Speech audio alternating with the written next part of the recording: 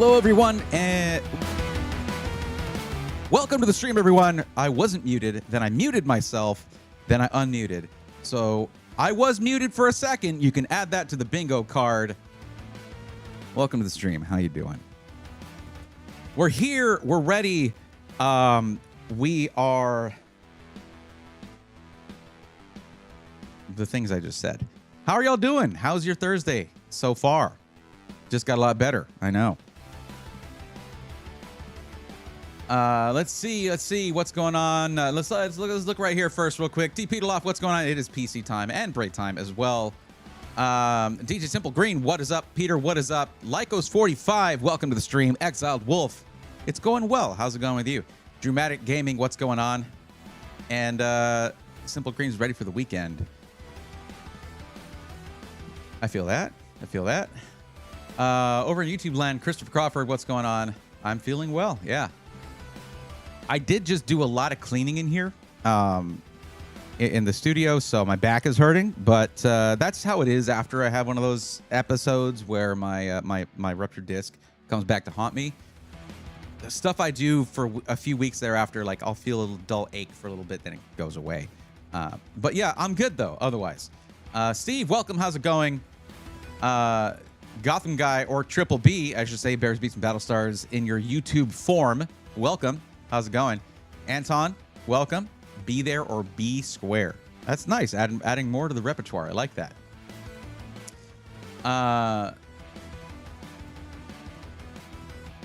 Dare D, what's up? Welcome. RTX 5060 to 16 gig? Is there a 16 gig 5060, or are you talking about the 5060 Ti 16 gig? There's not a 16 gig 5060, to my knowledge.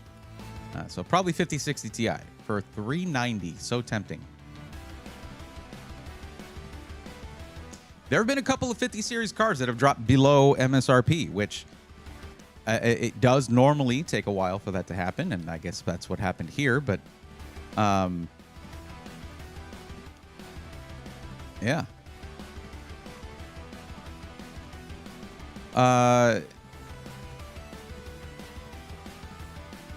Oh, I didn't. I need to mark that in green. I'm just looking at my list here. CRA9 did not come back after submitting their form. Anyways, TI, got it. But Dare D says, hello, Breathron. Close, you're close. It is Breathorn, but you're close. I appreciate the effort. So tell me, how has y'all's weeks been so far? How have things been for you? It's all, this show is, it seems like it's all about me all the time. We can't have that. Tell me how y'all's weeks are going.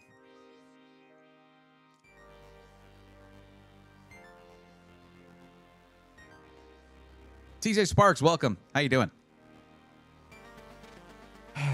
I'm actually excited because the final pieces for the should we? Am I calling it the PCB or the RGB PC?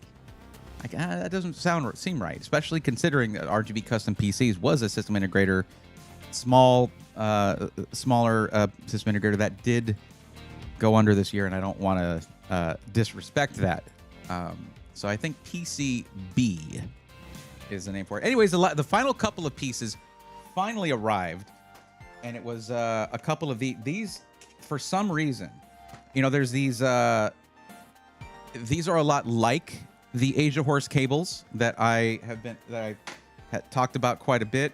I'm guessing it's the same OEM for these, just different brand name on it. Alice, welcome. How you doing? Chris Crawford, life's kicking my butt for now. I'm sorry to hear that,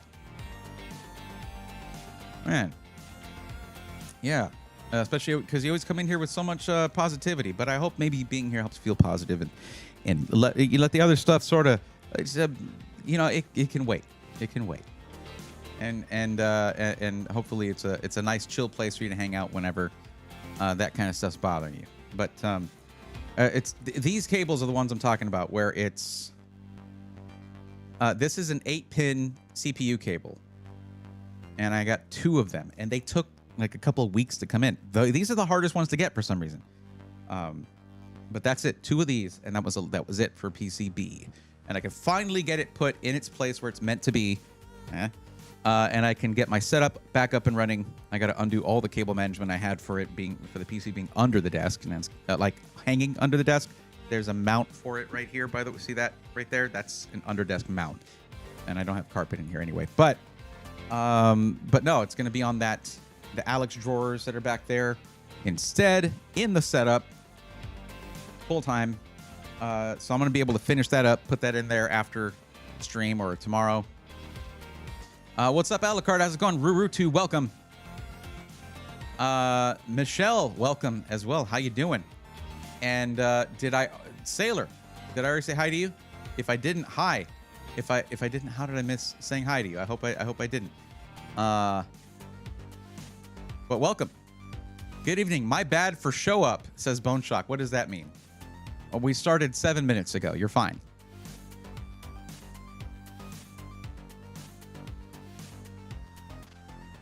All right, you got it, Chris. Please drive safely.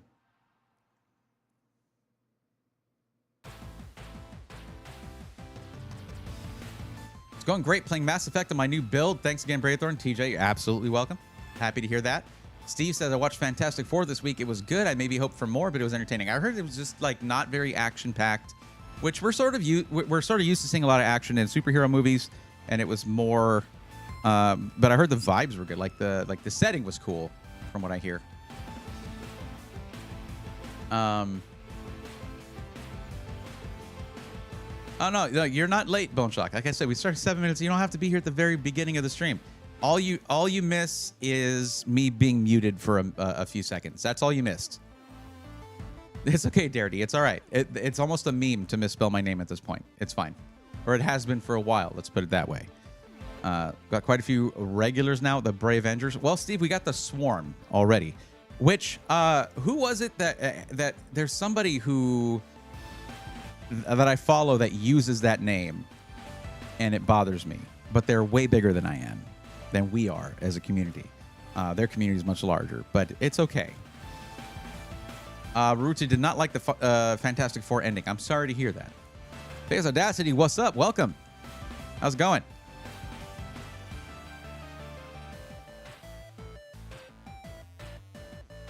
Alucard, so quick question. Pondering moment. Was running Furmark on one of the 3080s I got a while ago. Temps were max 82C and hotspot was 103C. Should I open it to repaste it or not? It's an Aeros Master 3080. I would say at that point, yeah. The disparity between... Yeah, the temps are just not great. Looks like 82, 83 is where you're really hitting that thermal throttling wall. So I would repaste it for sure. Hey, it's Thursday on a Thursday. Hi, Braythorn. What's up, Robert? How's it going? I mean, just us YouTube folk, it's the same thing. I mean, y'all are part of the same community. It's the same link to the same Discord, Steve. No need to distance yourselves from your Twitch brethren, even though they do get the benefit of being on the screen. Isn't 3080 power hungry and got those transient spikes from Samsung chip? Naruto, it's not as bad as like the 3090 was, but they did exist in the 3080. Thought as much. Thanks. No problem.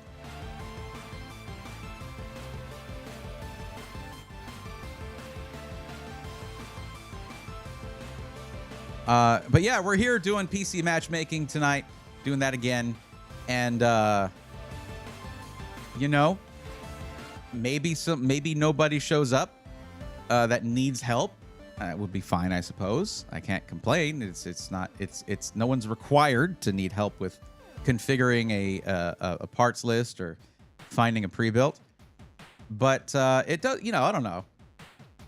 I feel like some of those who are in the Tech Questions forum on the Discord maybe don't know when I go live, because like some of them I imagine are waiting for help, and they could just come in and fill out a form and bam, boom, bibbidi bop, done. For Mark isn't normal gaming workload. I don't know if normal gaming will get the temps that high. Well, Ruchi, there are multiple games that'll put your GPU at 100% usage. which is basically what Furmark does. It's a power virus that just pins your GPU at 100%. Now, will any of those games stay consistently at 100% like Furmark does? Not really. But Furmark is really just testing how does your GPU do when it is maxed out for an extended period of time. It is a synthetic benchmark, and it is exaggerated, but it's not super duper exaggerated. Settle this. What's up? Hello, PC from Skytech up and running, no problema. Nice. Happy to hear that.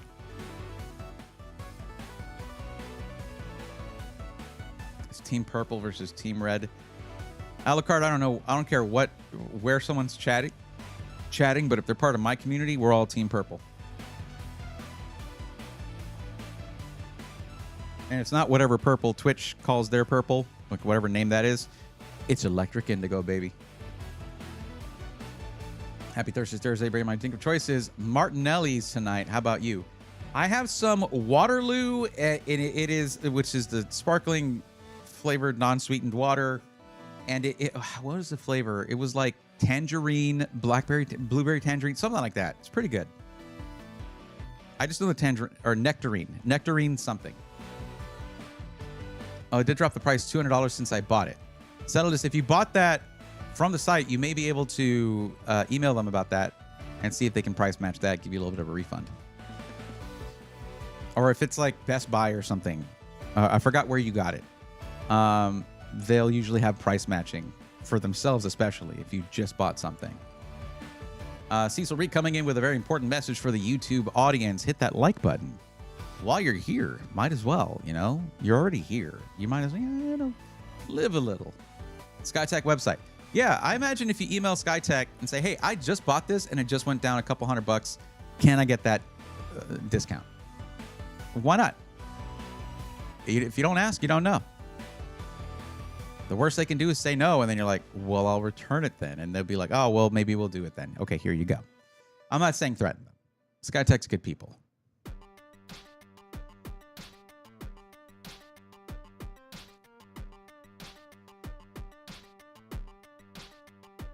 I don't always do RGB, but, says Robert, where's this going? If it can stay cool and efficient during a Furmark run, it will be just fine while gaming. I have noticed, Alucard, that there's a reason that when I'm configuring PC for somebody, if I see a 3-fan card versus a 2-fan card, then it's just a little bit more. I'll go for the 3-fan card. Just because I've noticed generally with certain, like 2-fan cards, even when it was like 3060 Ti's, which I was testing one very recently, that they'll climb up to high 70s pretty easily in a way I prefer not to see. But 3-fan cards tend to do better. I don't always do RGB, but when I do, it's purple. That is the correct thing to do. What is this?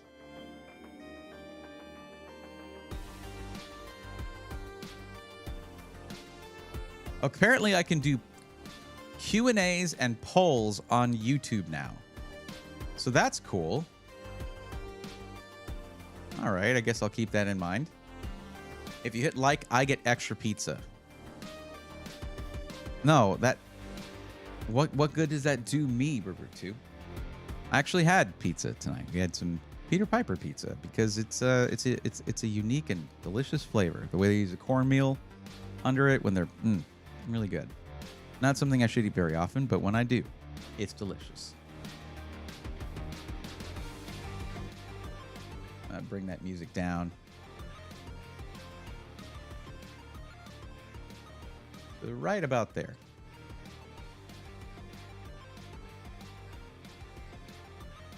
Uh-oh, what questions do we get tonight? I mean, I'm not the one to ask them. That's you guys. I don't know. First off, Michelle, I would say that's the first question. That would be a question right there. So that's... Wow. What questions do we get tonight is the first question.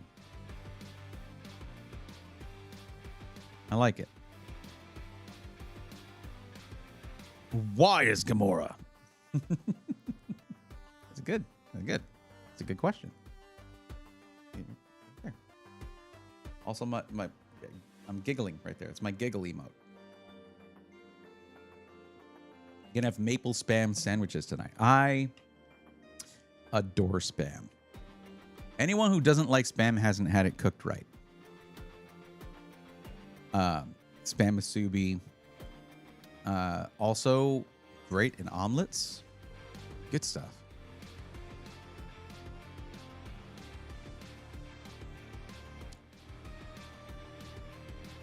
I don't know. I feel kind of, I'm going to be honest with you guys, feel a little bit aimless tonight because last stream, we only had 2 people to help out, 2 people that we helped out. And we had started to come back where we were getting like 4 or 5 per night. And I feel like that's petering off a bit. So I really need to have a plan for stream if that happens. Like the one time I started working on PCB, right? And that was cool. But like I feel like I should have some kind of plan. Question mark? I've never had spam. I must try it. Yeah, no, like look up spam recipes. There's some amazing stuff there. If you've never had spam musubi, you gotta try spam musubi. Oh man. It is the best snack. Absolutely. I'll just get it over with. Question away. The answer is 42. Steve, unfortunately for me, now the answer is 43 as of the 11th. Spam and pasta sauce adds some nice salty meats. Maybe people waiting for November sales and super cards. That's true. I guess people waiting for super cards. See, guys, here's the thing. And I watched a short with Zach from Zach about this, and it's a lot of us content creators are very sketched out from how things went with the 50 series launch, because the typical thing, a lot of us do this at least a month before launch. We'll tell everybody to wait, like, hold on guys, hold on to your money, just hold off, wait, we're gonna get announcements on this, it's gonna launch, whatever. And then the 50 series launch was an absolute nothing burger. Like, nobody could get anything. And it was, if they could, it was too expensive. But for many generations of hardware before that, that advice was good. It was good advice. But a lot of us now are going to be a little bit gun shy on that particular practice. We don't know that the supercards are going to be announced at CES. Considering that they're pulling back on production of current 50 series, it's very likely. But what's availability going to be like? NVIDIA, like they like money. They like making money. They're, Jensen will go up on stage and say, we're going to be rich. As if he's not already one of the richest dudes in the world. Anyway.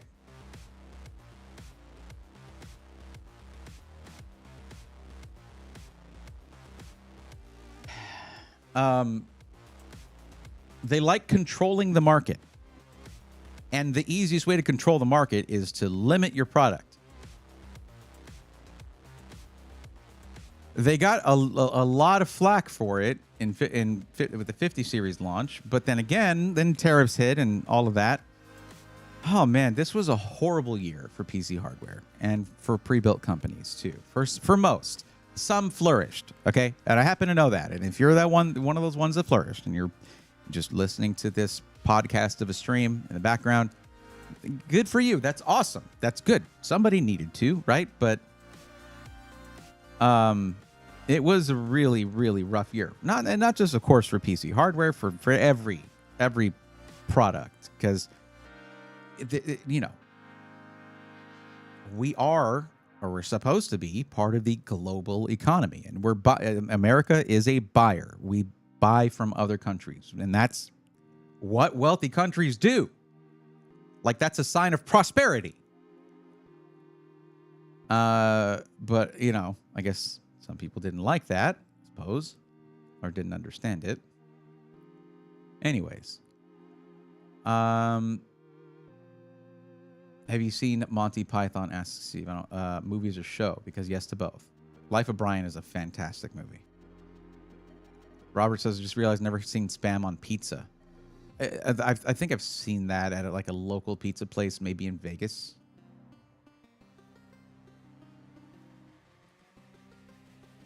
Sailor X is running with it, though. Anton says, expand into AI builds. I'm telling you, good AI is the gaming of the future. AI builds are different from regular gaming, streaming, or editing. Anton, if you've been hanging out for a while, I know you've been around for a while, you know that I'm actually a fan of multi-frame gen. I'm not a fan of Jensen going out and saying stuff like, in the future, all frames will be AI. No. Keep making good hardware. You don't need to do that. AI needs something good to work off of, to be good, to create a good product.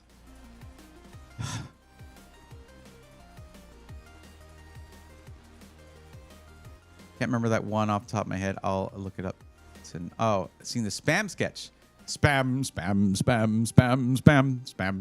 Yes. I have anyway. Special processed assorted meat, says Celidus. Is that on the tin? That might be on the tin. In the future, all waifu will be AI.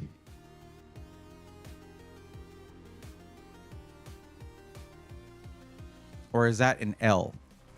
Barutu, are you saying in the future all waifu will be Al?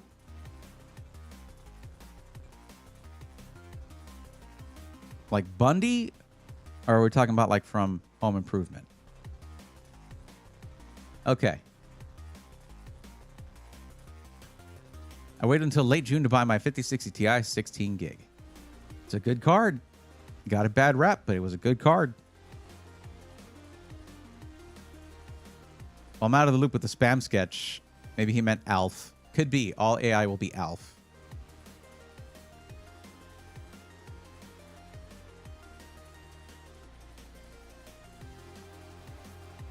Oh, man.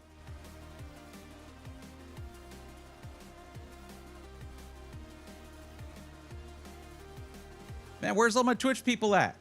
What's going on? We usually got like 30 on one and 30 or 40 in the other. Guys, am I washed? Am I washed up? Am I a washed up streamer? Is that what's happening here? Y'all can't do this to me a few weeks before TwitchCon. It's messed up.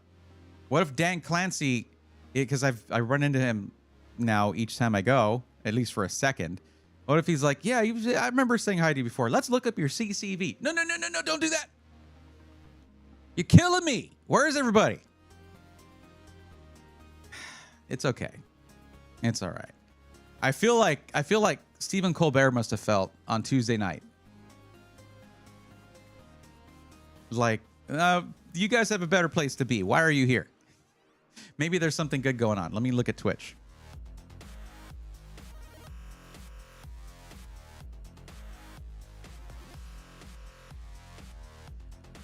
Zach is streaming.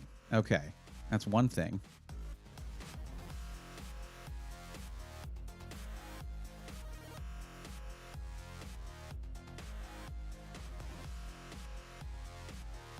What is Zach doing? Wait, Svend is... Oh, Svend is vibe coding a tower defense game. That's awesome. With the Primogen. Very cool. Manly Liam is on. That's awesome. Mired Media is on. But what is Zach doing?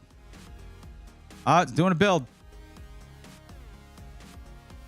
I like the screwdriver, though. Hold up.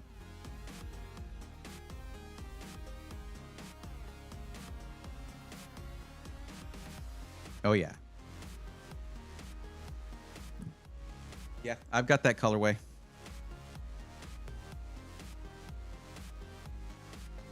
That's the retro one. I've got that one. Wait, is he doing an ITX build? Building a small form factor travel PC. Nice.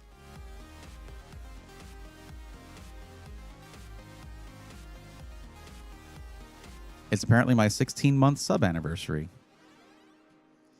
I don't know why. The thing is, I'll always have other streamers tell me like, dude, you don't need to be subscribed all the time, but I just do it. I don't know.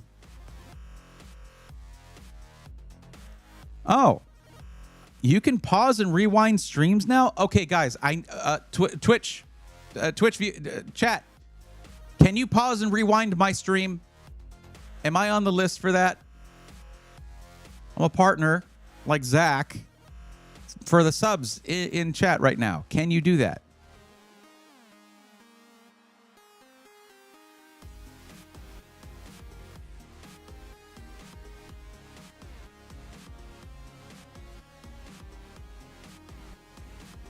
Screw riser on the plug connecting finger into hold up. What? Plug connecting finger into motherboard before screwing motherboard on PC. What do you mean connecting finger? What does that mean? Oh, sweet. Sakura Valley, what's up? Welcome. How are you? Hey Bray, have you ever thought about playing Star Trek Online on your Sunday stream? That's an MMORPG, right? I haven't really been for MMOs for a while.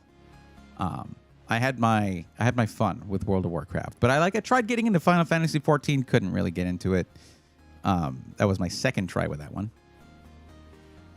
Steve, it's a new feature on Twitch. I know you guys on YouTube have been able to pause and rewind the stream forever if you wanted to. Twitch didn't have that. But thank you for confirming that, Exiled Wolf. Alucard, so many making ITX builds lately. Interesting.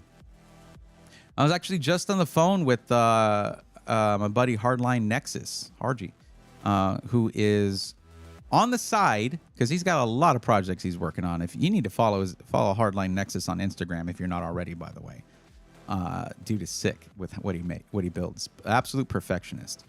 But on the side, he's also we were discussing the Legend of Zelda Shield wall-mounted PC project. But that's going to be ITX. So does that count, Alucard? I think it should. It's just a lull. Unfortunately, there are a lot of wacky world events going on. Are there? Oh, man. Yeah, that's... Yeesh. It's killing me. Guys, look, it's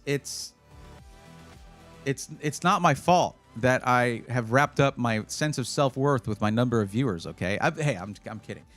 Things are fine over on YouTube. I'm just wondering what's going on Twitch side. Sakura says, I decided to just disassemble my PC when I go back and order the Ziki FF07 when I'm in Switzerland. I would have gone for the FF07 now, but it's really heavy and that might be a problem for the flight back. I imagine it would be. So much world happening. Am I too disconnected to know what's going on? But no, this makes sense. I mean, I'm sure there's a few people from our community who are hanging out here instead. And that's fine. None of y'all are ever obligated to come and watch. It's totally fine. But anyways, Zach is awesome. I'm a fan. So if you're a fan, we're both fans. Zach is cool.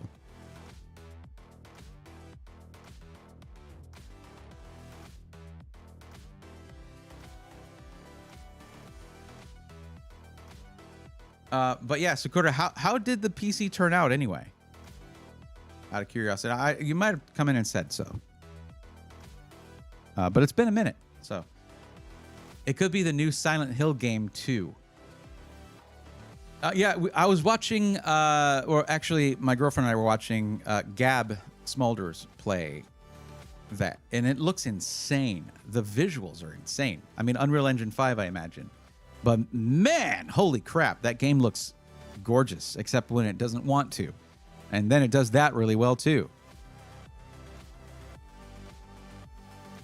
But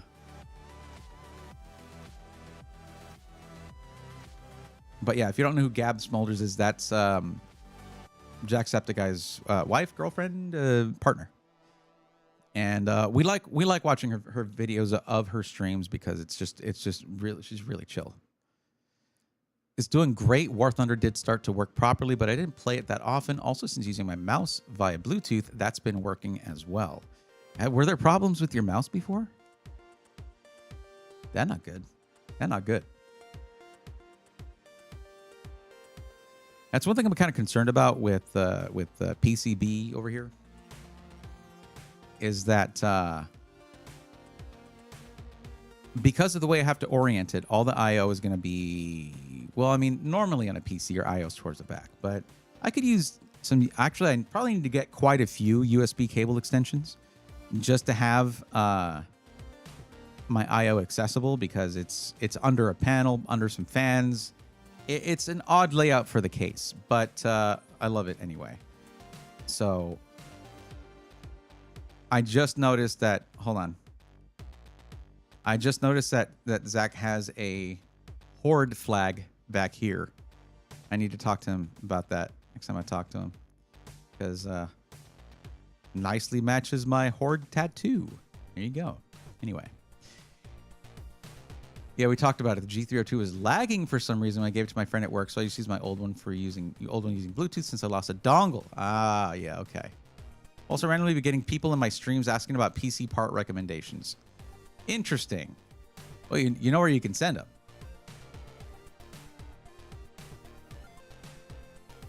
Okay.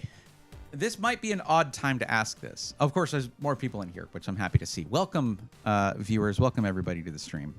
Y'all are freaking me out with, like, I'm not used to a Tuesday or Thursday stream, not having that many. Of course, splitting my viewers between Twitch and YouTube is also going to have an effect. And I know I have some people from Twitch who are currently watching on YouTube instead, which is fine. But yeah, you weren't live. I went ahead and checked. Well, that's what I'm going to ask. Should I stream more often? Because, like, when someone comes in on Thursday and they have filled out the form, they're waiting for help, and it's near the end of the stream, they got to wait like 4 days for the next PC matchmaking stream. Maybe I should make Sunday nights PC matchmaking, so I have 3 per week at least. What's up, Lemming? How's it going? Otarogar. Absolutely, Tech Blacksmith. Yeah, King Ghidorah attacked Japan. Cobra built the Weather Dominator. A lot of stuff happened. Yeah, all very serious world events, Sailor X. That's what I'd go for. Yeah, I think I'm going to do that because the gaming streams have been cool.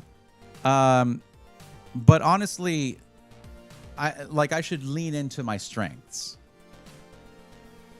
Yo, there! I was just talking about you. Hardline Nexus, right there. That you and I were just chatting. Just follow the stream main on YouTube or Twitch. Well, it's going to be either one. It really depends on what vibe you prefer. And you'll have, sometimes we'll have more people watching on Twitch. Sometimes there's more people watching on YouTube. But I do these streams on YouTube because it fits for the channel. It's tech content for the channel. By the way, I think YouTube does push you quite a bit. Do they? I like the sound of that. Sakura. I haven't posted long-form content there for quite a while, so that sounds great to me.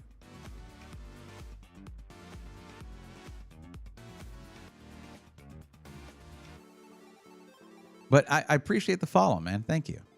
Welcome to the stream. So if that's Hardline Nexus, everybody, drop a follow to their Instagram and their Twitch. There, it's right there too, because he's awesome and makes freaking perfect builds and also designs chassis and stuff like that. It's really, really, really, really cool stuff. That's where I found you first and even got you recommended on my second YouTube account when you're live. Okay. Well, that's the thing. I should be live more frequently then. Or at least the thing is, on my Sunday streams, I don't stream on YouTube because I would be doing gaming stuff, and the YouTube channel is not for gaming. I tried doing gaming content on there. It didn't go well. Okay. Did you ever make a spreadsheet of your builds published? I did for the previous one, Lemming. I don't have it for the current one. No. Because I stopped doing timestamps, and I mean, I guess I could do that. You could do game review shorts. I don't think I would be that great at that, Sailor. I'm not when it comes to reviewing games. Like there's a whole lingo to it and rubric that I'm not too familiar with. Yeah. So what build you working on this stream? Well, what I normally do is here. I'll show you. So what people will do is they will basically fill out this form, right? And it asks some questions. What's your budget? You know, where you at? Like, what's your region? Are you close to a micro center? What are you going to use your PC for? This is the most important question right here to help me spec out the PC. What resolution you're going to use? All that stuff, and that puts them here. And then as people show up in here and they let me know they're here and waiting for help, I will then help them out. The thing is, and I was just talking about this earlier, Party, was that it's slowed down since last Tuesday, and then tonight, I'm just seeing fewer people coming in for help with getting a PC, and I don't know what's going on right now. But it does, like, that basically means how busy I am during the streams is directly reflected with, like, the industry. If things slow down, my streams slow down. Fewer people looking for PCs, they don't find me, they don't get the help. Also, if I were to get back to my my consistent posting, actually meant to go here and do that. There we go. There we go. Okay. If I get back to consistently posting my standard content on YouTube, which generally funnels people towards the streams, I'll see numbers get bigger and all that. It's just without an editing PC, yeah, haven't really been able to do that. On the 11th of this month, I had my birthday build stream, and I actually did build a PC. That was my new editing PC, and it turned out freaking awesome. So I do sometimes do builds on here. I also will do get a pre-built from an SI, do an unboxing and like a shakedown where I'm testing thermals and checking the build quality and cable management and all that stuff. The unboxing experience, all of that. But I haven't gotten one of those in a while. A lot of that stuff has slowed down, but yeah. We'll build it live. Well, I mean, I built mine live.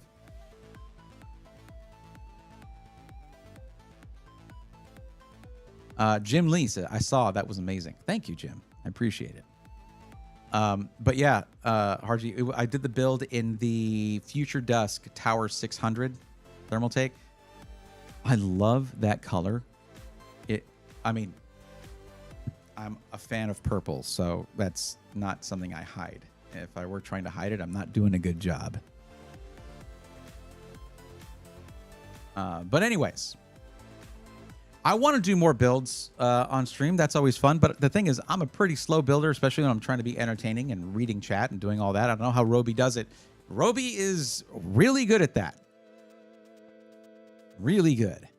I just don't do it frequently enough to get that rhythm down where I'm, I can build fast when I need to. I never really need to, though. Especially when I'm doing a 6-hour birthday stream. So, perspective opinion on why it's slowing down for stream, at least. PC building non-live content has grown massively on socials. So the information is readily accessible anytime. It's always kind of been that. What I get more of are people who are absolutely new, where that content is fun for them, but they're looking to make a purchase and they want to be confident in that purchase. And a lot of content out there, 90% of PC content on YouTube and social media is DIY. But about 75% of PC hardware sales per year is pre-builts. You see the disparity here. So that's the audience that I get. They're pretty underserved when it comes to, when you think about it, who needs content more? Who needs help more? Someone who's already kind of an enthusiast, who likes watching the Linus Tech Tips, the Gamers Nexus, checking out the Instagram of the Hardline Nexus, or someone who's brand new to PCs and doesn't know even where to start. That's the person who needs more help. And I don't know why there's not more dedicated pre-built content. But that's even someone who's building a PC who has done it before, but this is their first build in a long time. They can come here, and I know the meta for all the, all the current hardware, all that. I know the difference in a piece that needs to be, the different specs you need if the PC is just for gaming or if it's for gaming and streaming or and video editing, or they want to run Blender or they want to do that. I know the nuances of speccing out a PC like that. So it's kind of a different audience than just the sort of like our already semi or full enthusiast, or just those who are just sort of, I don't know, watching it for fun. If when someone's ready to start spending their hard-earned money, that's usually the audience that I'll get.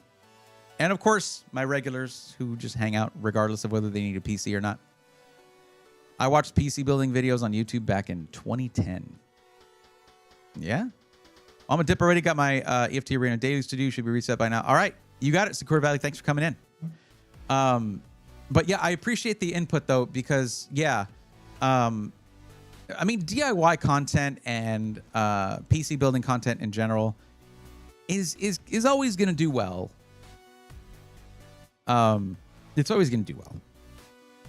There are content categories in the tech space, not necessarily just PC DIY, stuff like that, that aren't doing as well. I've heard from a few people in the, say, like the stream tutorial space, where how to get started streaming, how to use, how to set up your OBS and yada yada, that they're not doing well. People are not watching that content, or the YouTube algorithm doesn't care about it for some reason all of a sudden. So there are some facets of tech content that just are in decline. Of course, the whole thing happened with like viewership from PC viewers going down like crazy for some reason. It was just weird. Like LTT did a whole thing on the WAN show about it. There were a few videos posted about it. Yeah, I want to... Tech Blacksmith, I agree with you 100%. And now with my pull-down green screen that I finally installed in the ceiling, I'm ready to start refilming all that stuff. That's me. I've not built a rig in almost 15 years. Next rig will be DIY. Yeah, and I mean, the thing is, the hardest part of that is speccing it out. Because if you haven't been obsessively following what the developing meta of what the best parts are for a particular use case and budget, then you get option paralysis. Too many options out there. Man, I don't know. And wait, didn't people say that this is not great this generation or whatever? But wait, actually, it's a great deal. That stuff, I follow that stuff, and But the thing is, it's because I understand that perspective. I took a long break from PC DIY. When I got into telecommunications, I stepped away from IT stuff. I stepped away from PC gaming and messing with all that for a few years. And when I came back, I was like, yo, stuff be different now. Oh, snap.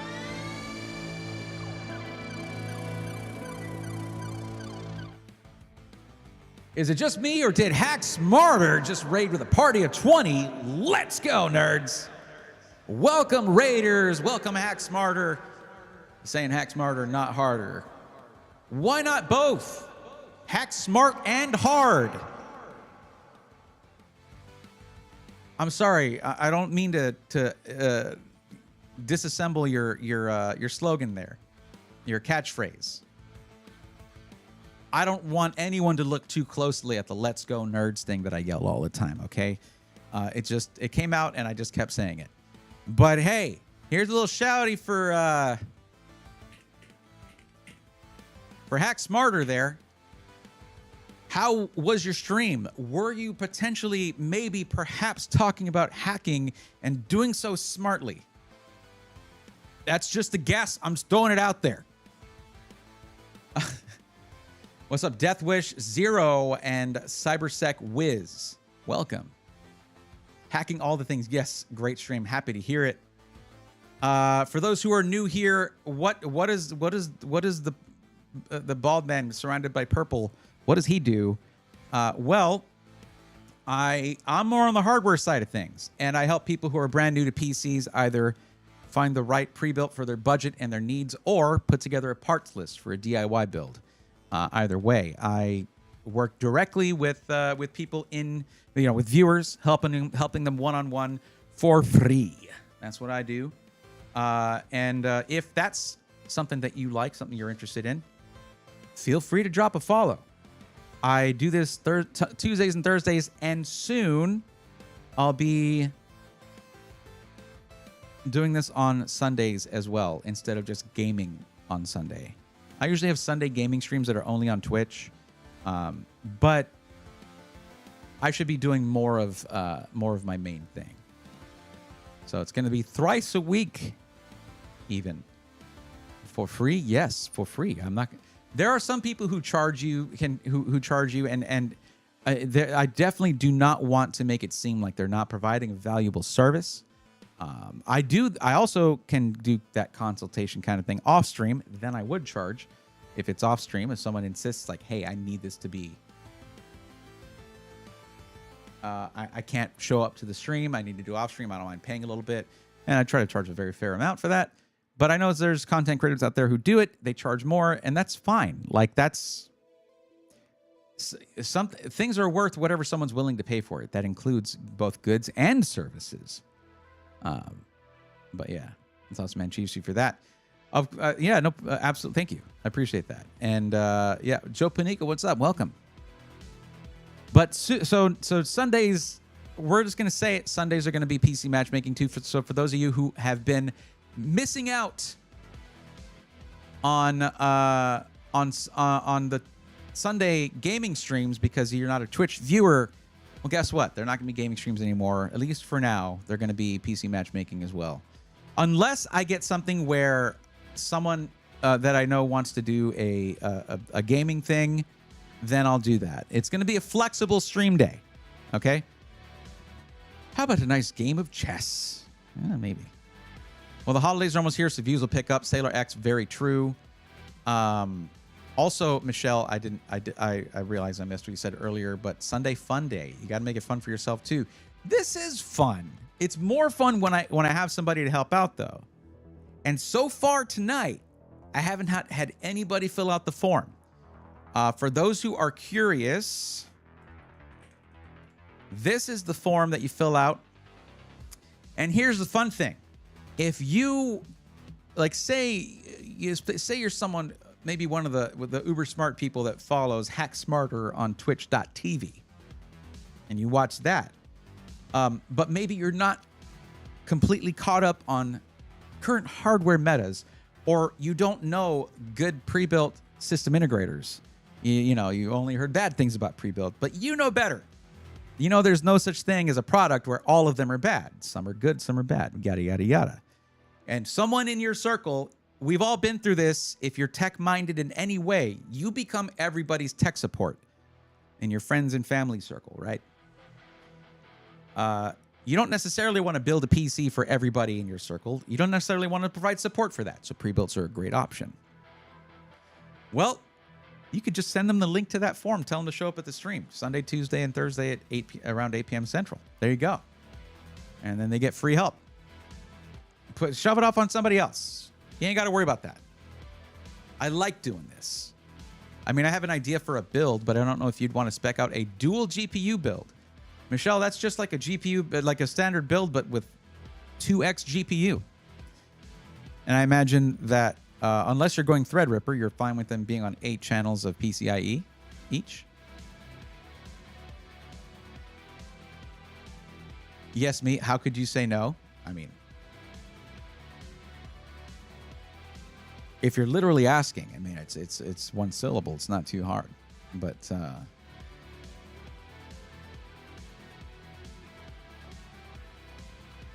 Michelle, I'm interested in what you're talking about. What is the build for? Well, that is the thing. What is the thing? Sometime, by the way, Twitch chat, if you hear me talking but you don't see the chats I'm talking to, it's because Twitch is very insecure. And their TOS says that I can't put YouTube chat or any other platform's chat on my screen, or I could lose the little purple check mark. I guess technically it's a white check mark on a purple background. Anyway, I can't lose that because I don't think I could get back up to 75, averaging 75 viewers. That was from my heyday. But so I try not to break TOS. Brish, what's up? Welcome. How you doing? I don't know if I should go Threadripper or something else. Let me fill out the form. Need to do this the correct way. Need to set a good example. Thank you, Michelle. I do appreciate that. I haven't done a Threadripper build in a while, so this should be fun.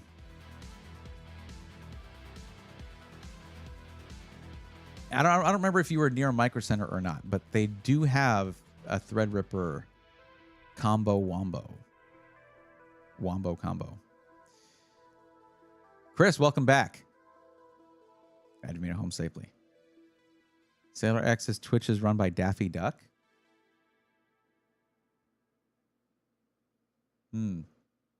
Citation needed. Yo, Joe, thank you for coming over to Twitch chat from YouTube. Even again, Braythorn moved over from YouTube because you seem so sad your views are down here just moving my part. Hey, look, everybody can get insecure about things. And honestly, I give the advice all the time for people who are streaming to not obsessively look at your viewer count, but trends are important also to pay attention to. So, but I appreciate that, Joe. Thank you. All right, Brish, you got it. Thank you for using my lurk emote enlarged, though, so everybody can see my incredible coconut. Thank you. It's not really showing here, though. If you look at Twitch chat, it's giant. Hey, Rip Danny, what's up? Welcome. How you doing?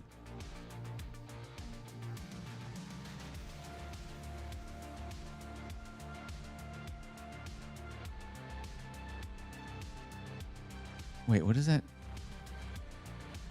Stream Elements have is now lurking. Who is have? That's weird because, well, I guess because you're supposed to put lurk and then nothing after it, like exclamation point lurk and nothing after it. The Stream Elements thinks that Brish's name is have because they put a sentence after, but it's okay. What do you think of the FSR 4 backports? FSR for backports? FSR 4 backports. Okay. So you're talking about for previous Radeon GPUs. I mean, it was weird for FSR to not be open like it has been in previous generations. I haven't tested it. I rarely get sent anything with an AMD GPU in it unless I specifically request it. And because of the way this year has gone for system integrators, I've hardly gotten anything in terms of pre-builts to unbox and review. Just because it's, budgets got extra tight because tariffs, people not able to necessarily make luxury purchases, things like that, purchase luxury products. But anyways, if they're making it backwards compatible, good. That's kind of been the FSR thing since it started. It works on like any GPU or whatever. Not any GPU, but most GPUs kind of thing. So I don't know. I want to see that. I want to see that come back 100%. Did it? Is that why you're asking about that, Band-Aid?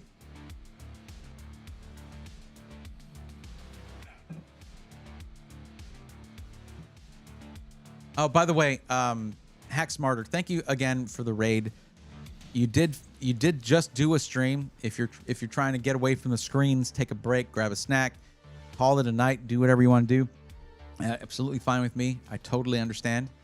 And I appreciate you for trusting me with your community. I really appreciate that. Thank you.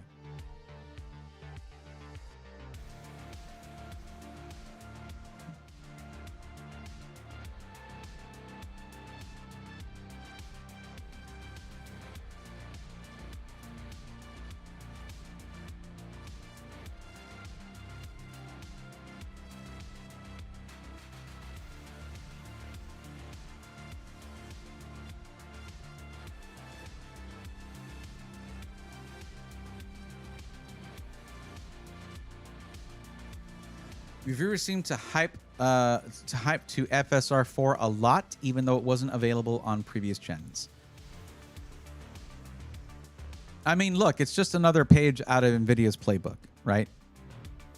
But AMD doesn't need to be ripping out those pages. They should like stick to their strengths. And price to performance plus open upscaling options, things like that, it was awesome. They have every right to link features to new hardware. They have the right to do that, but we have the right to not like that. So I don't know. Look, you can't, and don't tell me like, oh, they're not copying NVIDIA. Okay, why did it go from 7700 XT to the 9070 XT? How did that happen? Ugh.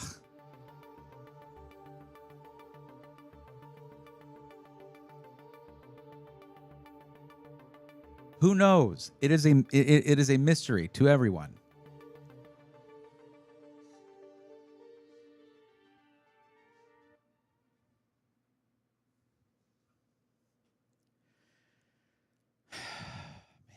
I don't know. I'm almost tempted to bring the PCB. I don't know if I should call it that. It's another thing like RGB. Like it works if you spell it. If it's typed, like, oh, there's two E's at the end. That means it's the B. Haha, I get it. But anyways, I wonder if I should just bring that over here and just work on it during stream. But I am waiting. I think Michelle was going to be filling out a form. And that should be a doozy of a build. Makes the 7700 XT and 9060 XT more similar now. I mean, I guess.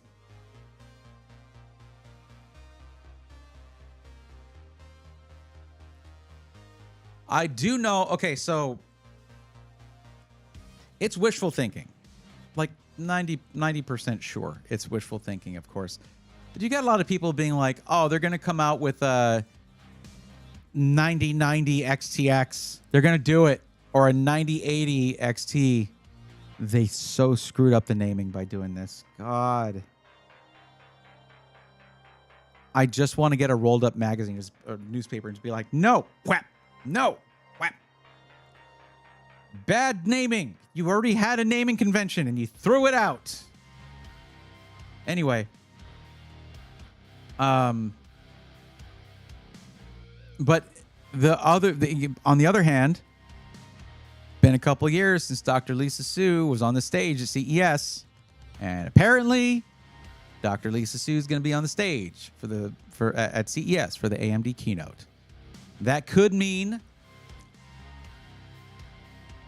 several things. Doubtful that it means Zen 6, but I'm going to put that out there. Unless they're announcing it for 6 months later, like, oh, coming late Q2 or something. But maybe. As long as it's socket AM5, I don't care. Bring it out whenever you want. Especially if it's going to have 12 cores per CCD now. And 3D V-Cache on all chiplets. Yes, please. The rumors are a-flying, okay? They're all over the place. Anyway. Or it could be some high-end 9000 series Radeon cards. Or it could be their... I mean, look, they went from 7000 series Radeon to 9000 series Radeon. Same as with their CPUs. When going from 7 to 9. So maybe it's going to be the 11,000 series Radeon cards. 1170 XT. $900, 1440p. I don't know. Whatever. Please no. Anyway, it could be any of those things. It could also be all data center AI stuff. And because I don't steep myself in those things, other than, I mean, I've had a local installation of Stable Diffusion before. The pictures it made were horrific. Maybe my prompts weren't good enough. Okay. Anyway. It's like, blah, blah, blah, picture of the Eiffel Tower. I didn't say on fire. What is wrong with you? Like, I can't even blame the servers. It was a local install. Anyways. But I'm certainly no AI expert. Worst naming convention in tech. The monitor industry begs to differ, but close. That is the thing about naming. The 1 sounds fantastic. A year later, the 2 sounds okay, I guess. Will there be a 3? Who knows? Now, that's when they go with like the 2.1. Or the 2 Series X and Series S. XT. X. All the money. All the money. Welcome back, Michelle. I see a form here. Oh boy. I see that budget selection too. I see it. All right. Let's get into it.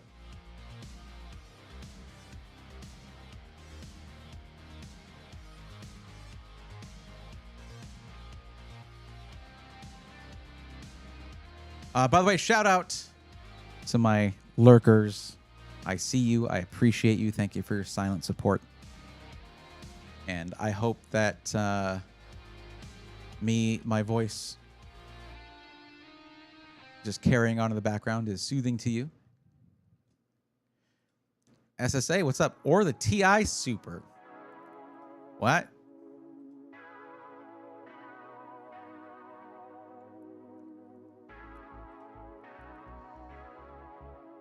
We are in Funland.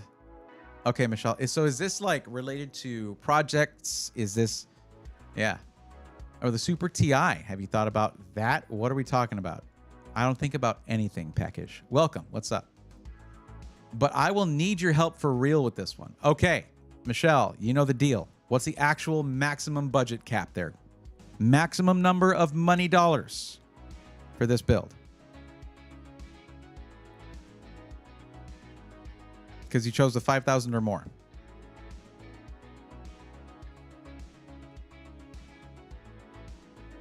Come on, Bray. We all know that's not your real voice right now. Okay.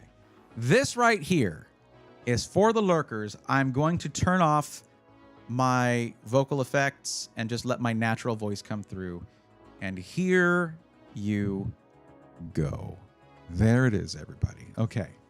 Now, Michelle, let's take a look at this build real quick. Let's see what we're doing. It's related to grad school and needing to run simulations. Okay. So what is that maximum budget for this? Because as it states, please specify max budget in chat. 7K thanks to some external funding.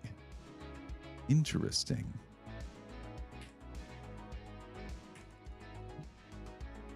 $7K max, got it.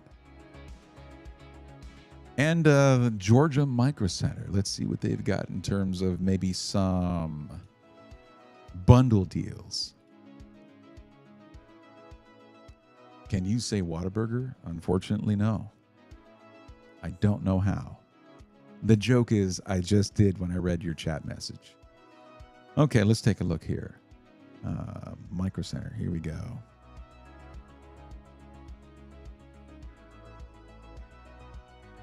Now, let's take a look at their bundles here and just go directly to highest price. Actually, we got to change this to the Georgia Micro Center.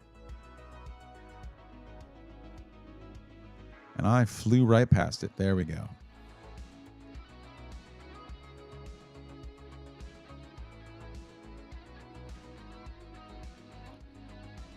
Threadripper 9970X.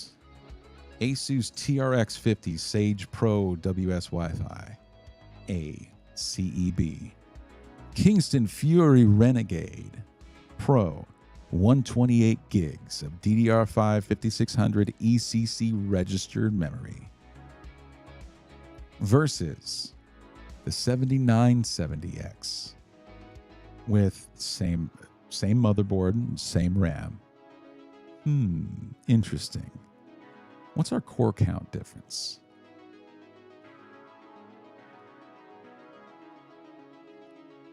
32 cores, 64 threads. Now, what's important here is not just the core count. You see, Threadripper comes packed with PCIe lanes, meaning you can actually run multiple GPUs with full 16 lanes of PCIe Gen 5 goodness. We have late night Brave for this build. Oh yeah. My way to help people, since I don't have a following, go on Reddit on r/build-a-PC and find someone wanting to build a PC, and I help them. I'm in the middle of helping my second victim, customer, in the last 4 days. Interesting. Bane voice, says Rip Band-Aid. I don't think we watched the same Batman movie. This would be pre-tax and shipping. Okay, sounds good. Let's see here. Okay, now our motherboard. Let's take a look here. That's not what I wanted, but okay. Let's do this. I know I right-clicked and then hit open a new tab on that, but hey.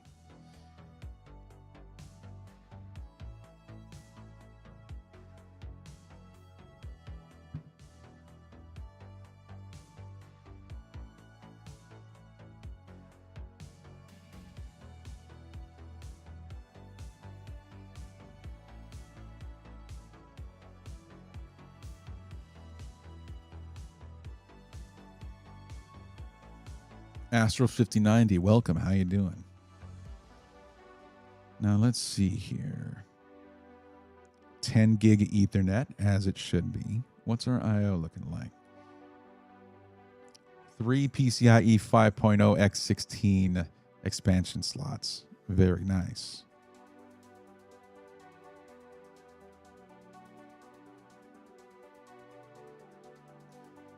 Let's see here. How about we just go to ASUS's website for this?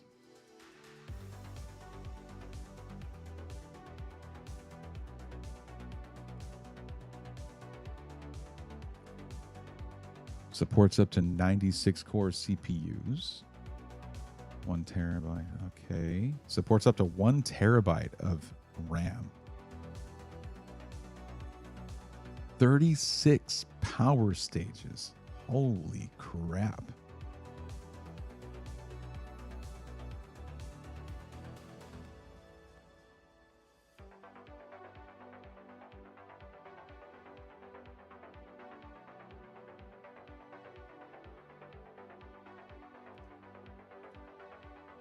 I don't know why I did that. What's our connectivity like? Not amazing, but it's not bad either.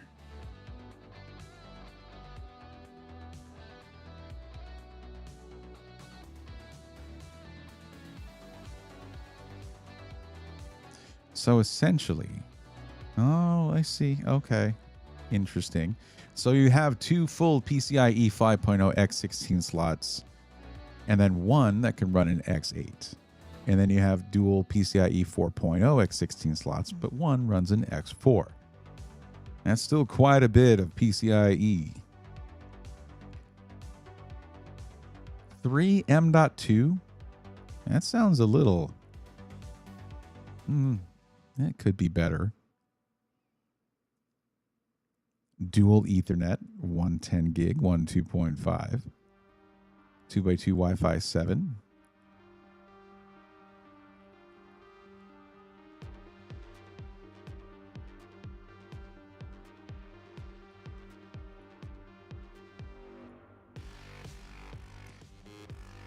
Again, the I/O, not bad. This is not the kind of thing you're going to be streaming off of. You need this for simulations. Every Type A port is USB 3.2 Gen 2, 10 gigabit per second, plus dual USB 4, 40 gigabit per second with DisplayPort. And you also have DisplayPort in. That's very, very interesting for putting this machine in, say, a server room and running your monitor with a high refresh rate, high resolution, plus peripherals such as keyboard and mouse over a fiber interface. So basically DisplayPort or USB-C. It's like Thunderbolt, except USB 4, which is essentially Thunderbolt 4. similar controller. They just didn't pay the licensing fee to say Thunderbolt. But anyway, and you run that over fiber, you have it in a different room, and yada, yada, you know. Oh, there is an additional USB Type A, but it's for BIOS or USB 2.0 devices. Falcon Northwest uses that motherboard. Fun fact. Araxis, that is a fun fact. I had fun reading it. We're parting out a workstation build. Indeed, we are. Zintech, welcome. How's it going? From using the APU, so my GPU only has 4 lanes. Ooh, yep. Downside of an APU. The advice for I heard a lot of advice from different channels and sources saying, oh, but back in the day when GPUs were hard to come by, oh, get the 5600G, 5700G Ryzen CPU and get a GPU later. There are caveats to those CPUs. Yeah, besides that. What's up, TL Foreman? Welcome. How's it going?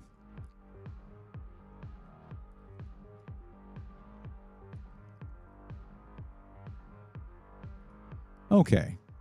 So this is $32.99 for a CPU, a motherboard, and 128 gigs of DDR5 ECC memory. ECC memory, error correcting memory, is awesome and generally more expensive.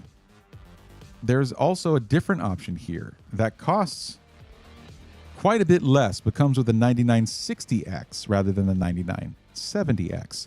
So let me ask you this, Michelle. How much of a need do you have for CPU cores versus GPUs? Because if you're doing dual GPUs, that's a lot of your budget if you're trying to get a lot of VRAM, say 5090 style VRAM. And though we need those PCIe lanes, you might not necessarily need 32 cores, 64 threads, i.e. perhaps this setup right here with the 24 core, 48 thread CPU. I need to check this motherboard though. Quite a few less PCIe slots, though likely full X16 on both.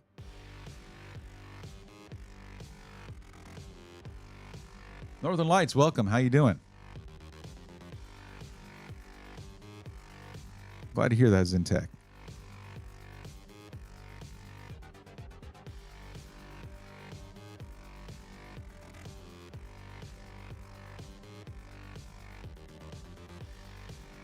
Vero, I don't think that I would go with that. I don't know that I would trust the stability of that setup.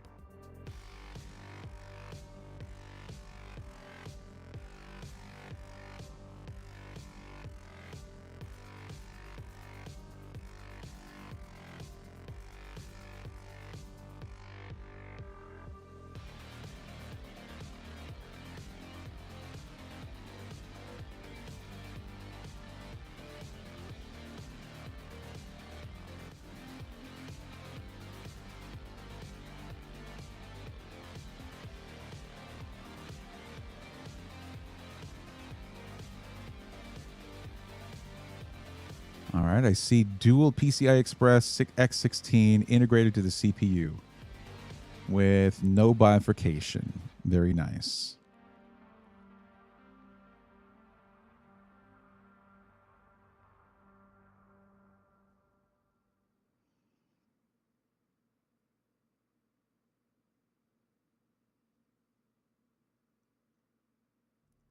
And 4 M.2 available here. So this motherboard is better if you're trying to get more storage added in. I could go with less cores, but I would want the better motherboard. Well, I think this motherboard is quite good. I don't see anything wrong with it. Okay, I'm going to go ahead and turn the vocal effects back on just to sort of, you know, be a little more serious about this build. Okay, let's see here. Sorry, if you were enjoying that, I apologize. And of course you were, so I apologize. Anyway, I actually don't see any issue with this motherboard. I think it's quite good. Plus, there's additional storage in this one. And I don't think that there would be any bifurcation. So we've got 4 M.2 connectors here rather than 3. And yeah, with 3 of them being PCIe Gen 5. And by later, I mean much later with that price tag. Yeah. So let's start with this. Now, as you can imagine, there are going to be some very specific needs we have here, but look at the discounts you're getting. $1,500 CPU down to $1,189. $600 motherboard down to $442. And you also get about $100 off on, or about $120 off on this 128 gig kit of RAM. And video card. Here we go.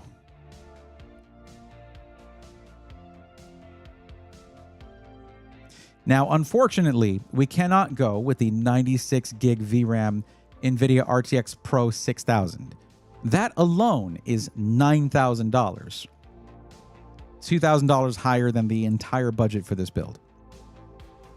However, there seem to be quite a few options for 5090s.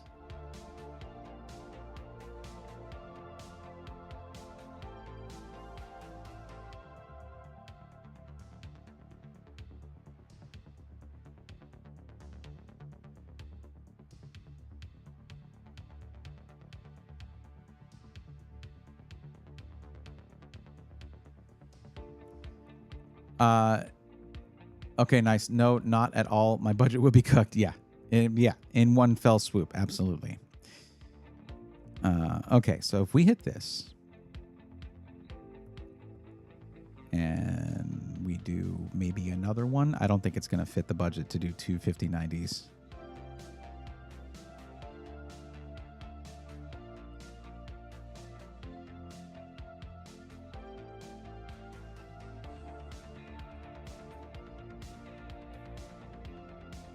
I mean, we're at $6,900 with no case, no CPU cooler, no storage, no power supply. Yeah. We can't get 2,000 watts. No, we cannot. Our outlets literally cannot run it. Okay, let's try something else. What you might want to do is, I mean, if you're building it yourself, which we're doing a parts list, is you can grab that bundle from Micro Center and save a good amount of money, but maybe shop elsewhere for the GPUs and such. So let's see. Video card. 5090 by price. Same deal. Same deal. The actual $2,000 ones are out of stock at both Best Buy and Newegg.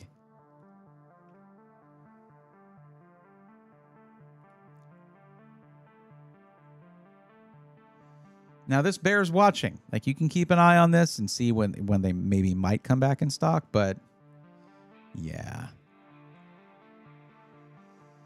Yeah, pretty much. Peckish. Does the RAM really got to be that expensive? You're running simulations. You're running this thing for long periods of time, and maybe it's something that's going to run for a day and a half in order to, like, render something out or crunch that many numbers or do whatever. ECC memory is more than worth it. Now, could you start with a smaller memory kit? Yes. And just add on to that? Yeah.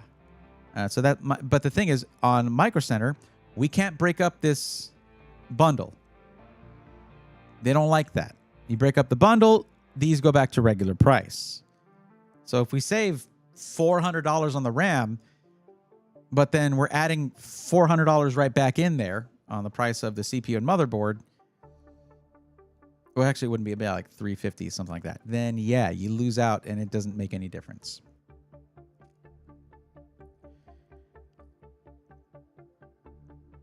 But one thing I am noticing, actually, one thing I did think about here is this saves $300 if you go with the 7960X and the gigabyte motherboard and the 128 gig kit of RAM. That saves $300. That could be the difference. It's just we're looking still at an expensive power supply, expensive GPUs. What you could do, Michelle, is start with one 5090 and later on add an additional one. We build up all the rest of the system to be able to handle dual 5090s with the right, 1600 watt power supply with dual 12V 2x6, all that good stuff. And if you go 7960X, you could later on get a 9000 series Threadripper as an upgrade with a much higher core count. So we give you a foundation to build upon.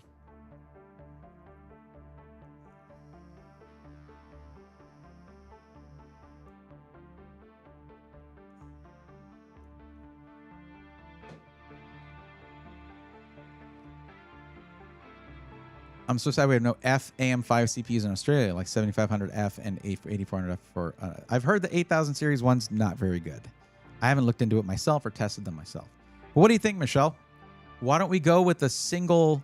Why don't we go with a single 5090 for now?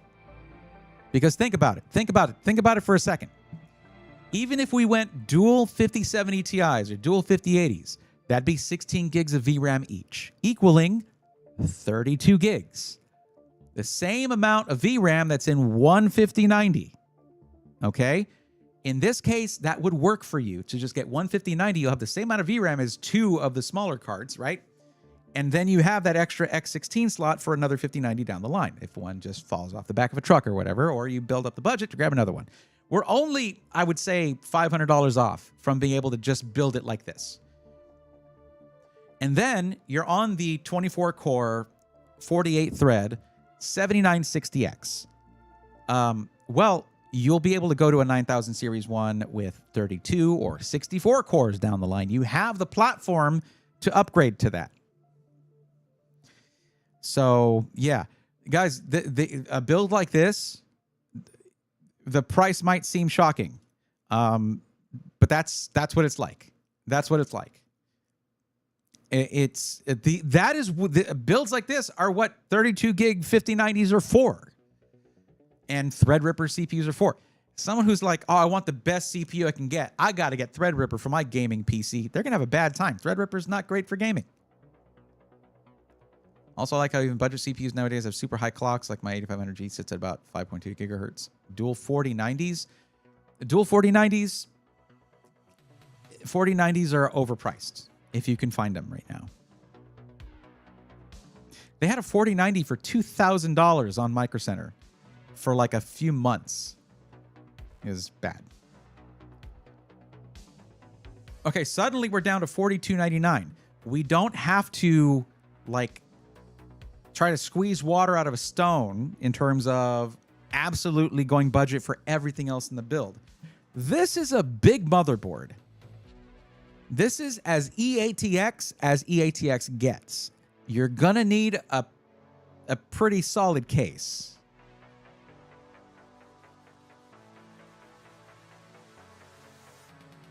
Could check into the Intel Arc B60. Michelle, what kind of simulations are we talking about here? If I may ask. So respond to the B60 recommendation there.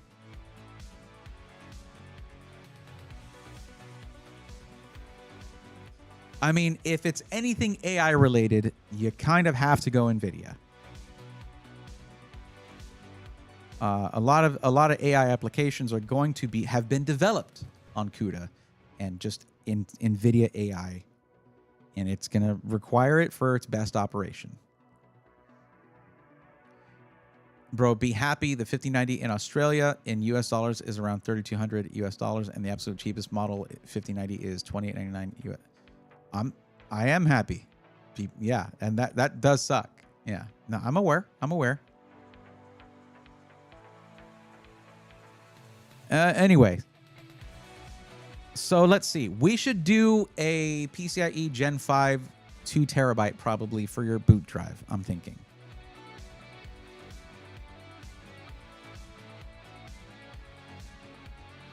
You know how it is with storage? You can add as much as you want. Sure, this would be for protein modeling and training LLMs. Okay, yeah. Training LLMs. Yeah, you got to go NVIDIA. I'm not happy saying that, by the way. I'm not necessarily happy saying that. That's just how it is when it comes to AI stuff. And y'all do need to understand that modern AI exists because of NVIDIA. Okay, case.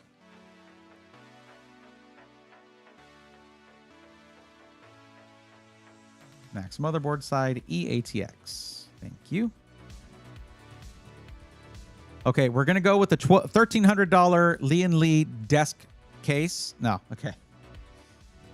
Let's see. 7000D. Wait, what did you say for you with the black build? Okay, I'm not going to complain about that.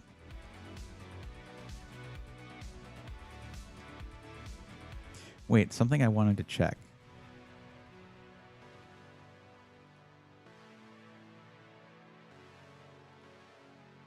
Yeah, that's good I/O. That is better I/O on this one.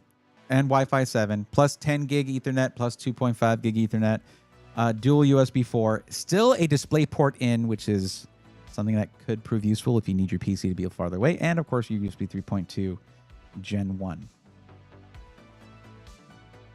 It's true, AI is what turned me to NVIDIA, even though I like AMD better. Yep. You need the right tool for the job, regardless of preference. I know I'm going either AMD or NVIDIA for my video card. Yeah.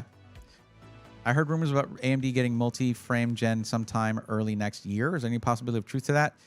Peckish, you might want to wait for CES to find out. That's likely some part of what the keynote's going to be covering. Because, again, Dr. Lisa Su is going to be there, and Dr. Lisa Su shows up when there's important things to say at CES. I just think for high-end GPUs, if you're not doing work stuff and just for gaming, just go for the 9070 XT. So simple and legit, a no-brainer. No, you can't just give a blanket answer for that. Peckish, it's going to depend on the context.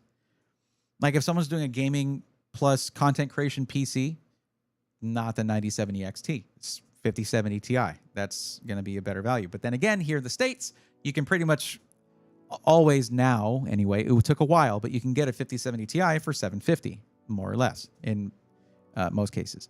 So yeah, I think this is a smart-looking motherboard. It should have everything you need. I think it's a good one. Anyway, back to this. We got to pick out the case. Solves two problems.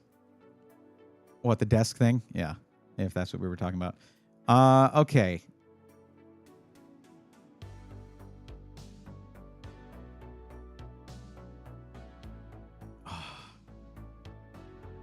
I'm going to be honest with you. Like, I'm not a fan of the ROG Hyperion case. I've heard from people who have built in it that they don't really like it. And it's also incredibly heavy. But the ProArt, the Asus ProArt PA602, I want one of these. There are some really cool features in this thing.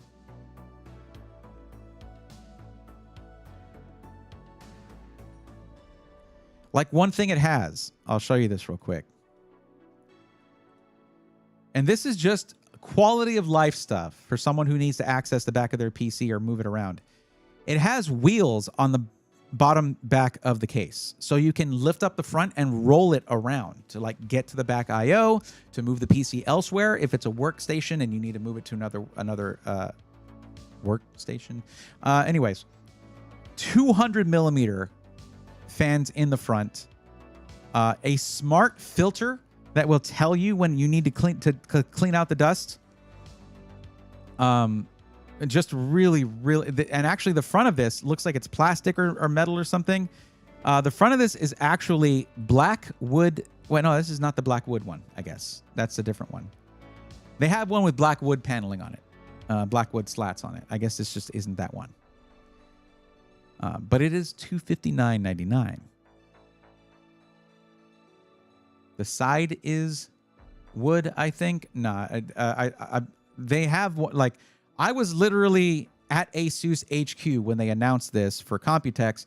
They had samples of the wood to hand around for us to look at. Like, that was Computex 2024. And it is the front slats on it. That filter will scream at me. Good. Michelle, if you feel like you don't dust out your PC often enough, then you should get yelled at by inanimate objects. How about that? How about I side with the inanimate object on this one? Never mind, this one is steel. Yes, indeedy. Anyways, probably a really solid case for a build such as this. You even have dedicated intake with a mesh panel here for your GPU, open parentheses S, close parentheses, as in GPU or GPUs, multiple. These, I think, slide to the side to allow for EATX motherboards plus cable management. This is probably the right case for you.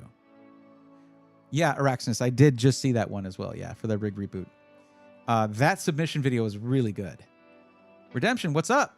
I like the North better than the ProArt, and I've built in both. I don't know. North feels more refined. Now, we're talking about this motherboard right here. Absolute EATX. Have you put an EATX in the North, maybe the XL? Jeff. Jeff. Yes, I have. Okay, so the North XL, you think? Let me look at that.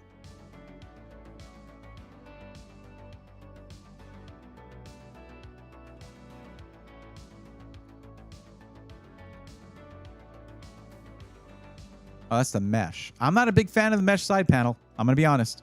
I like actual airflow, not just air openings everywhere. Here we go.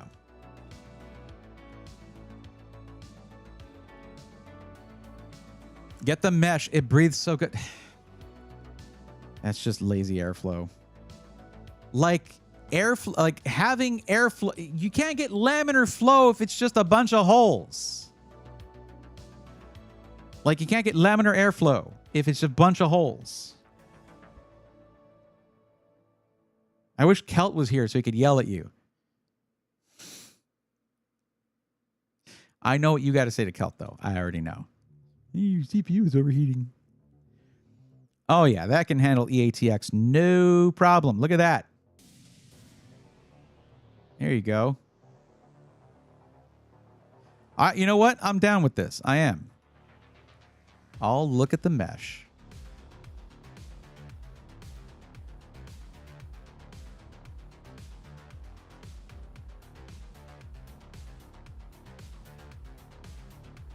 I think you saw it when you were there, didn't you? The one with the EK direct die cooler in it. Which one? Where? I saw a lot.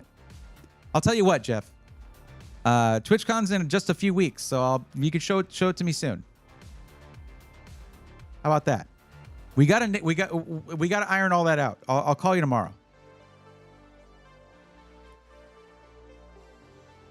I mean, you can put actual fans here, by the way, to push direct airflow to your GPUs. You can do that. That's a thing you can do. So I'm not against it. I'm not.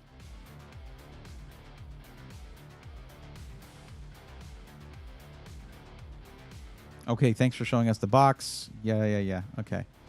So yeah, basically you have a mesh side panel here instead of glass. What do you think about it, Michelle? Huh? Or, huh? Jeff, I really do like this case, though.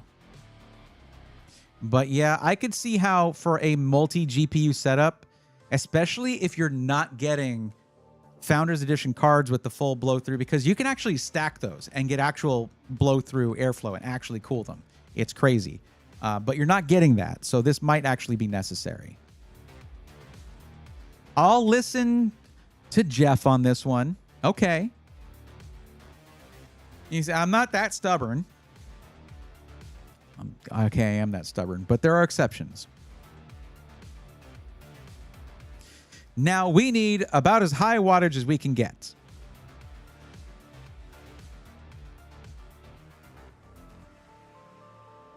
Because this needs to be able to potentially support more than one 5090.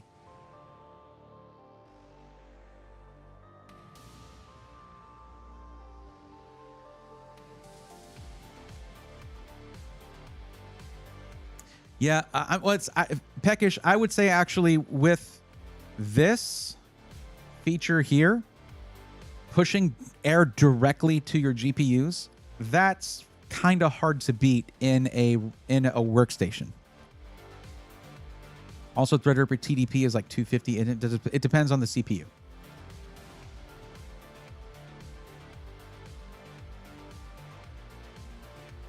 So what do we need out of the power supply here? I'm looking for 1600 watts and multiple 12V2x6, dual 12V2x6. Yo, what the hell? 2800 watt? What are you talking about? How do you need do you need like a 220 port in your wall for this? No, I'm not putting a dryer in my office. This is for my power supply. Holy crap. This has to have some kind of disclaimer on it. This has four 12V2x6. Quad 12V2x6. Why did they show us that upside down? What is the purpose? Show me just a C19 can't do this. A C19 cannot do this. Even. There's no way.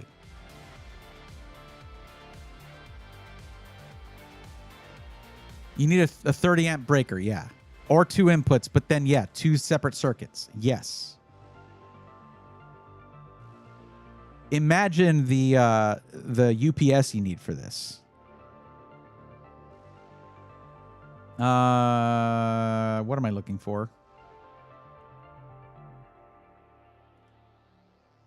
Okay, thanks for the overview. Real nice. Thank you.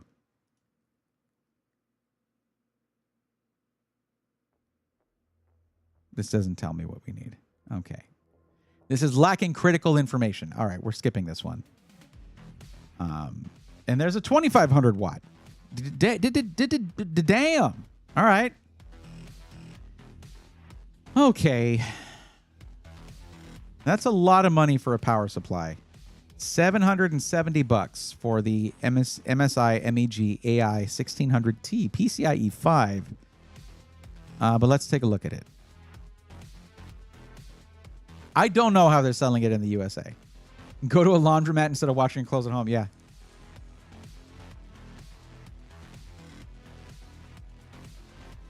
And Australia can do approximately 2400 watts before flipping a breaker, but in some cases it's up to 3000. Yeah, I mean, our power sucks here. 1650 watt is a nice choice, I think. What about the ASRock one? I'm going to check these on the... I don't know if they're going to be on the tier list, but we're going to check it. Another one... Oh, no, okay. Dual 12V2x6. This is good.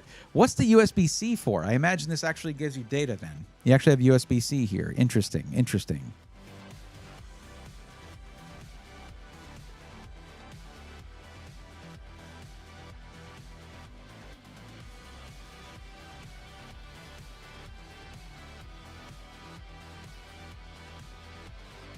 Relentless innovation continues to... Okay, yeah. This is non-helpful information. Okay, cool. Thank you for nothing.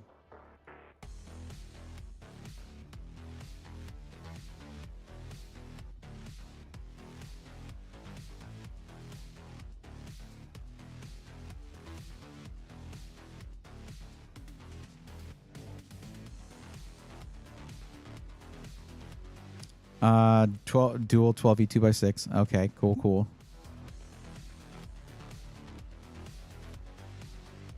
Seasonic Prime PX. I don't see it as an option here. It didn't show up.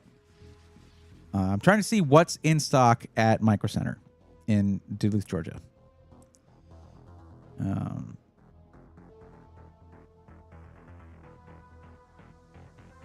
Let's look this up.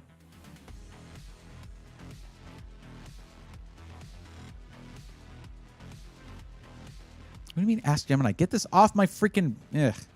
Ugh. Gross. Ugh. All right.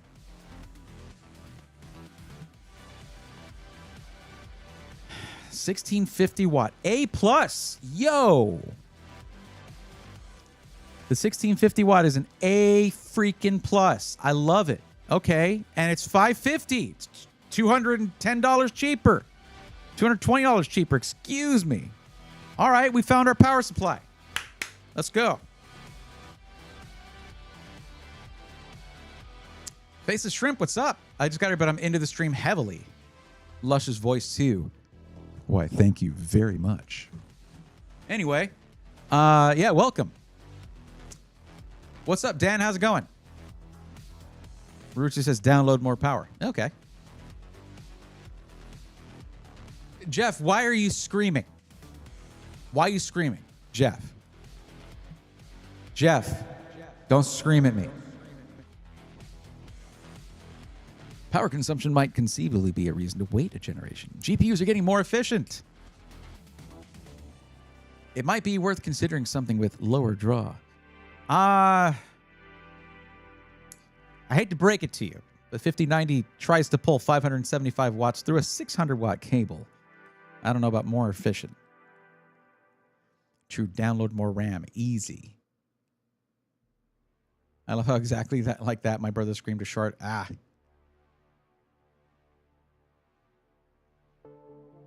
Like, really? Like, right now? Okay, what am I doing? We need liquid cooling. So what can this fit? Let me take a look at the case, actually, real quick. And I had that open.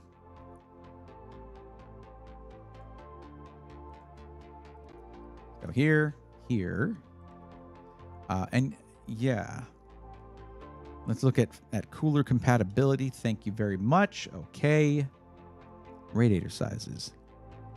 So you can put a 420 millimeter AIO in here, but you have to mount it on the front. And it does come with 3 140s included in there. So that's a little But no, let's try it. Let's do it. Right after you said, why are you screaming? Whose build is this? This is for Michelle Melton, who is over on in YouTube's chat. It'd be nice to have a GPU with that extra PCIe power connector.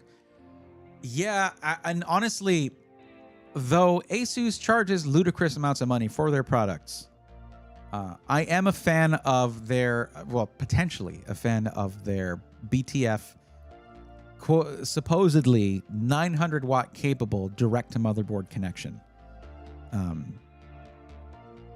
But yeah. So it'd be a little weird, but we'll see what 420 millimeter radiators, AIOs they have here. Let's find out. And 360 and 360. Okay.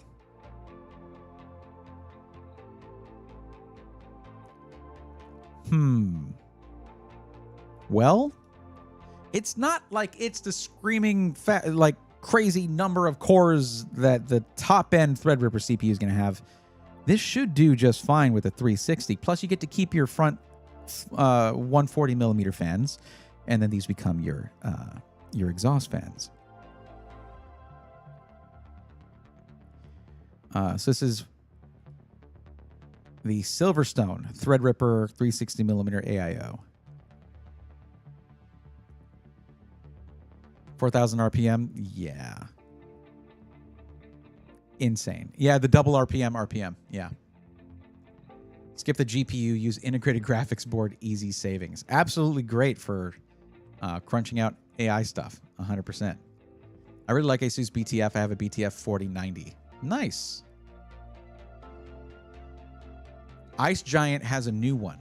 Yeah, well, let me see. The fun fact, Michelle, I was in the suite. So this was a shared suite between Ice Giant, Splave PC or Splave, and showing off his PCs, and Fractal. They had a room off to the side. I was in their suite while they were breaking Threadripper records. with their cooler. So, but is it openly available on the market? That's a very good question. Let's find out. Well, let me check something really quick. Let me close this.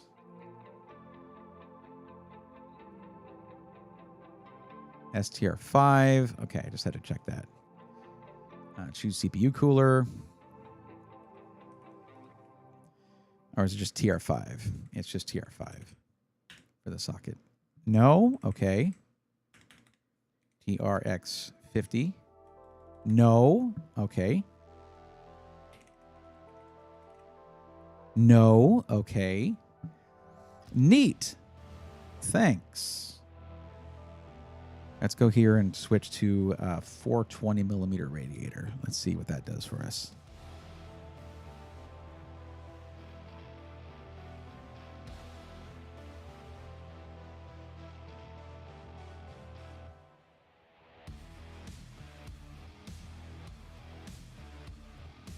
This isn't really helping us out. Geometric Future makes an AIO. How about that?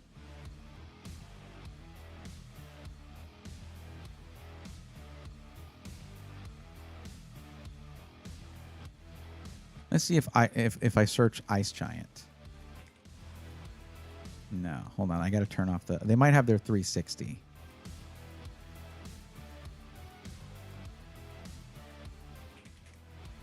Nothing here. I can honestly reach out to them and ask them, but I won't get an answer tonight. Now you see, oh, it's Ice Giant is one word. And it's just the Pro Siphon Elite. So let me just search this really quick.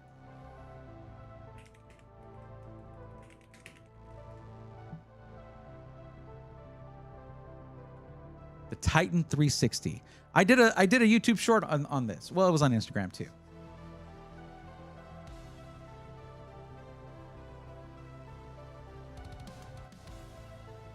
Okay.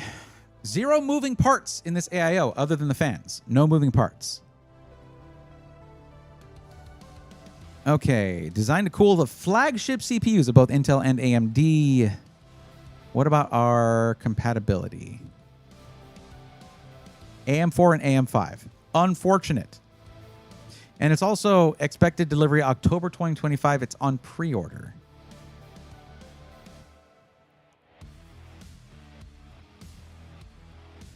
There's the TR360. Okay, Threadripper. Now we're talking. I'm zoomed in. That is unfortunate. I'm sorry about that. $619.99 for this cooler. Yikes. But again, like 0 moving parts on this thing. And it was, again, literally breaking records in the hotel suite while I was there. It was like an after party thing. It was really cool. Also, Splave is a super nice dude, and the Ice Giant people are super nice people. But yeah, compatibility, AMD TR5. Cool, thanks.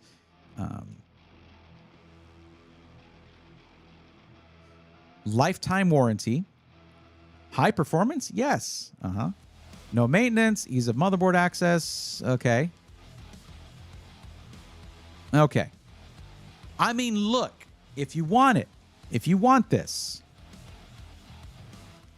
you know what? I'm going to, hold up. I'm actually going to, for Michelle, for you, and also maybe as an ego check to myself, because it's unlikely that he'll answer at this hour, I am going to DM Splave right now and ask it, because I don't think the Ice Giant people would answer me, but I think Alan would. I think he would. Let me check. All right. Don't make fun of me if he doesn't answer, because it's late. Okay.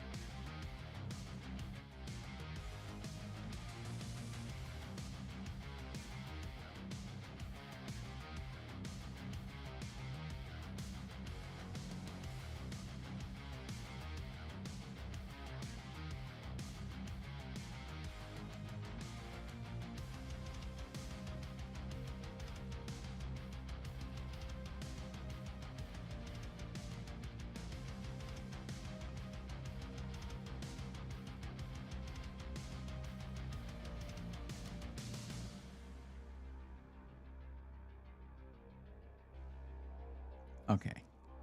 We'll see. We'll see. Again, it's late. And I hadn't talked to him in, he's a busy guy. How long has it been? We were just chatting about shipping PCs and how scary it is since late July, early August. So it's been a bit.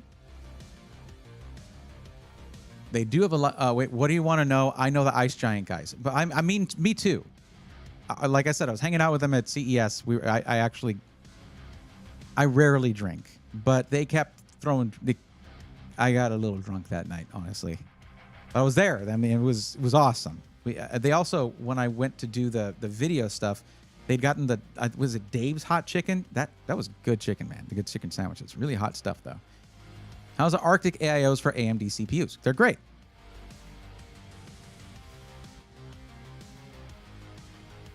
I think the fans have a 5-year warranty or something. Yeah. Yeah, no. I mean, like I did a short on these. I just didn't know if I was asking if I just wanted to ask Alan real quick if he thought that the expected delivery of next month is going to be on time. But anyways, we can look at a different cooler. Let me ask you this, Jeff. What do you think for TR5? What's a good 360 for a Threadripper? But yeah, it's a phase change cooler, Astral. I didn't mean to switch to that. I meant to switch to this. There we go. It is tough. It is tough. That's why I'm asking you, because I don't know, actually. I mean, you could benefit from the Arctic one having the thicker radiator, perhaps.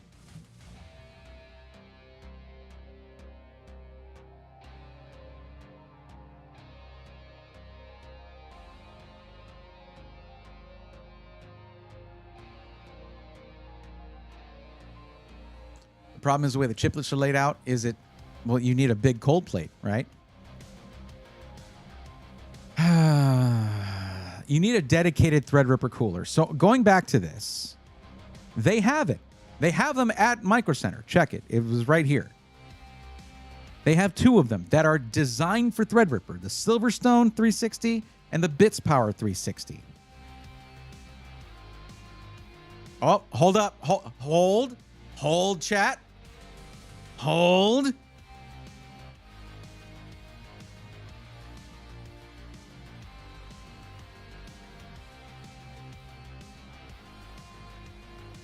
Unless he leaves me on red, which would be fine.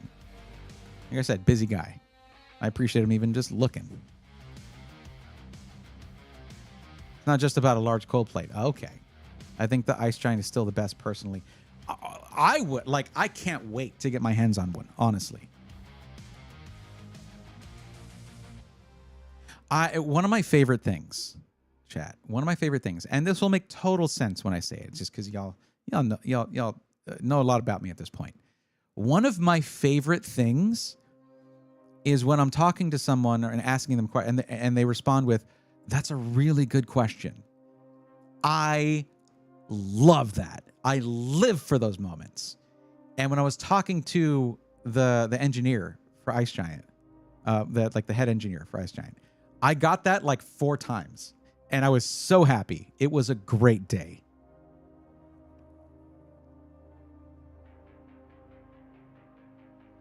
Silverstone is amazing for coolers. I had a friend that has one for his 9950X 3D, and he peaks at 55. Yeah, but Peckish, this is a completely different animal from the AM5 socket. But yeah, let's take a closer look at the Silverstone cooler. I mean, you're talking about a $430 cooler, okay? Let's take a look and see if we can see the... Yeah, look at that. Look at that. Look at that thermal paste pre-applied right there. That's a large area.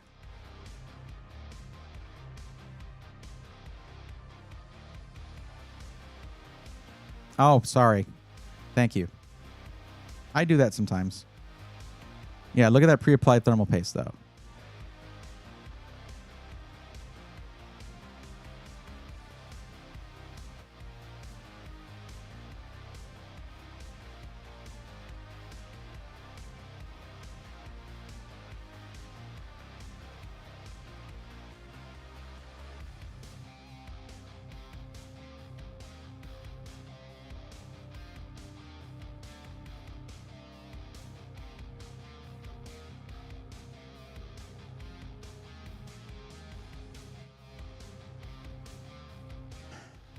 We found in the past ice giants were not great for traditional CPUs with central dies.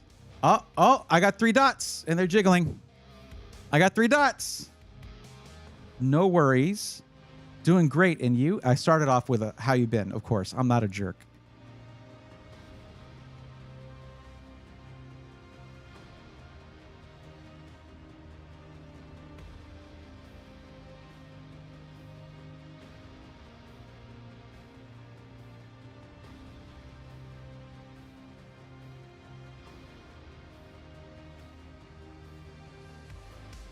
Man, so much for an ego check. It's just growing. It's just growing. And I can't stop it, okay? This dude is one of the most awarded overclockers in the world. So, dude is awesome. Super cool guy. The cooler looks to be on time from the info I have. I'll double check. It's a beast.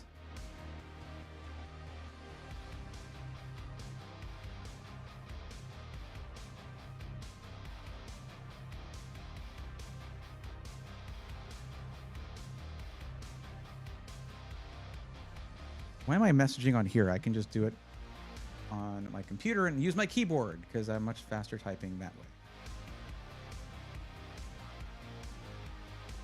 Here we go.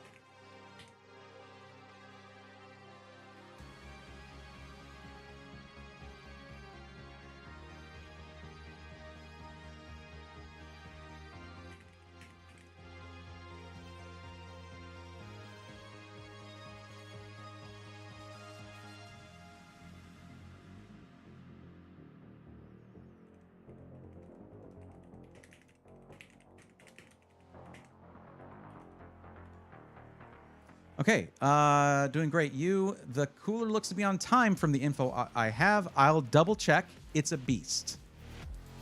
There you go.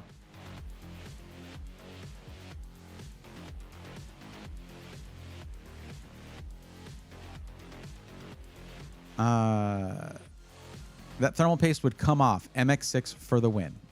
I mean, if you're going to take off the thermal paste, listen, you need some Splave 1. That's what you need. It's actually pretty awesome, cool, awesome thermal paste. Silverstone is good enough. I understand if you want the absolute max, but I'm kind of a rookie. I think Silverstone is peak. Have you heard about the new Xiaomi? Yeah.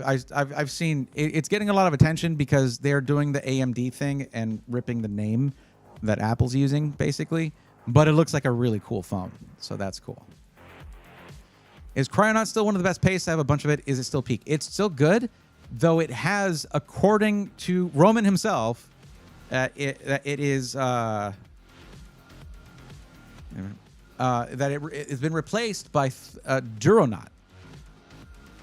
Splave 1. Yeah, Splave came out with his own thermal paste. And it actually is infused with bits of gallium. So it's like some of the benefit of liquid metal without the mess and stress of liquid metal. Wet Willie, what's up? By the way, I never responded to you, but didn't say hi, and that is not like me. I apologize. But what's going on? So, okay, Michelle, if you're not in a big hurry to get this PC built, then supposedly the TR360. What am I looking at here? The ProSiphon Titan TR360 will be shipped. Expected delivery October 2025. If you pre-order, I don't know if the pre-orders are backed up or not.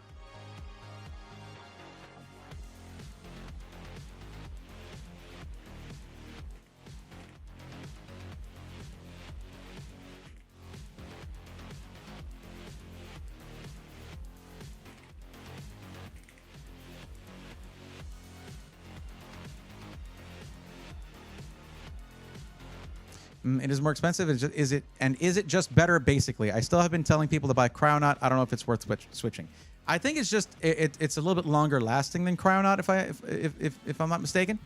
I would see what he has to say about it, what Derbauer has to say about it. John, what's up? It's going good. Yeah. So for those who don't know and haven't seen my YouTube short on the topic, this is a thermal siphon cooler. There is no pump. It just there's a lot to it. But essentially there are no moving parts other than the fans. It has a lifetime warranty. It is an insane cooler. Ice Giant are the guy. They're the people that made.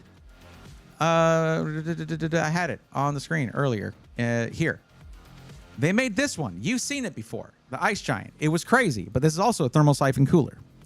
Well, they took that technology and made something like an AIO, because this right here, imagine being a system integrator, okay? And what is one of the most stressful things about being a system integrator? I'm guessing here, the shipping dangers. The dangers of shipping a PC is one of the big stress points and pain points financially whenever something does get damaged. And it's just a big old headache, and customer blames you, even though you're not UPS. You're not wearing brown shorts. It's not your fault. But anyways, this is a ton of weight to hang off of your motherboard, but it's an amazing cooler. So this instead does what an AIO does. And it's the reason that for pre-builts, AIOs are generally the better option. Most of the weight of the cooler is mounted to the chassis. Did Noctua also make a similar thing that never got to sales? Noctua makes plenty of things that don't get to sales, Astral, but yeah, they've also been working on thermal siphon coolers. It's just that Ice Giant is beating them to market with it, I believe. Gonna order me some Splave 1. Oh yeah. Shipping is a nightmare, Chris. I've shipped PCs before. It's very scary. I can put my hat into the ring for one. Absolutely.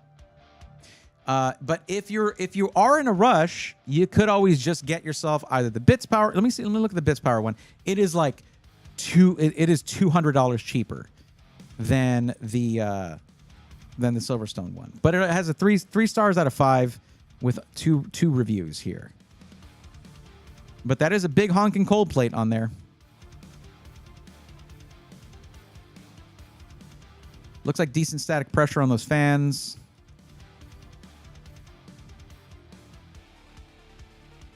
So what you could do is get this for $250. I mean, look, you're looking at a really expensive cooler with the Ice Giant. That is $620 to cool your CPU. But this thing could cool the 24 core or the 96 core. I promise you that. They had it overclocked like crazy. On the 7000 series, was it 92 or 96 core? I don't know. It was the highest end Threadripper, and it was flying. It was insane.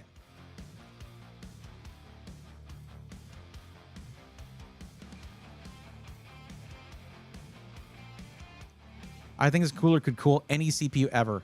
Any Threadripper, that is. Yeah. Any TR5 Threadripper, yeah. It will cool the heck out of everything. Oh, yeah. Also, much quiet, like not much quieter, because to be clear, AIOs have improved tremendously since they became popularized. They've like fans, pumps are quieter, and that's nice. But this doesn't have a pump. So even that noise is gone. Thoughts on buying fans to go under GPUs? My friend did that, and I think he noticed like a 10C idle temp drop. It depends on the case, Peckish.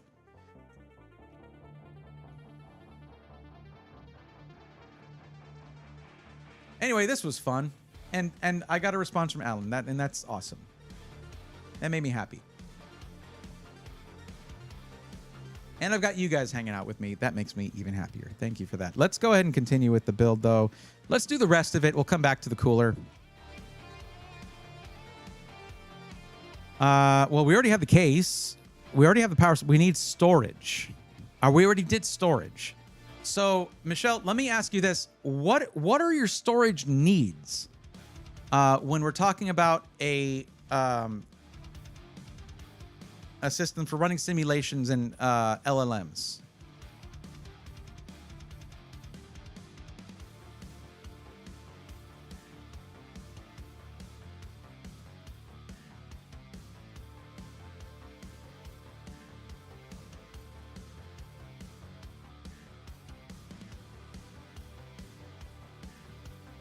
Protein modeling and training LLMs.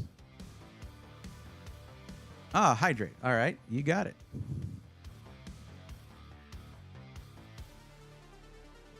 Would love to have 12 terabytes to start. Yeah. So I went with a 2 terabyte PCIe Gen 5, but we can change that to a 4 terabyte.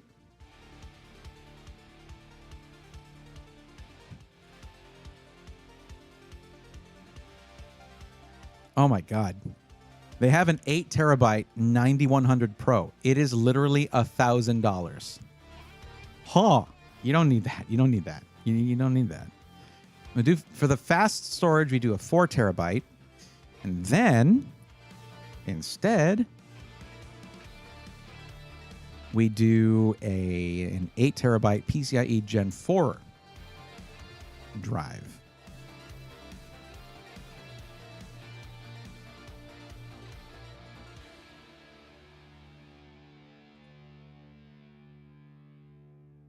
Two, 1, 4, 8. So that's like $340 cheaper. So 2 4 terabytes to start. I could do that too. A 4, yeah. You're looking at it's a lot cheaper. Remember that you also have two. After putting 2 drives in, you'll still have 2 more M.2 connectors. So there you go. Also, is it just a running theme? PC parts are super duper expensive in Canada? Yes. Getting that stuff imported requires paying duties. September 20 for the release of the Ice Giants. October 20, rather. Sure. Well, it's PCIe Gen 5. That's how that goes.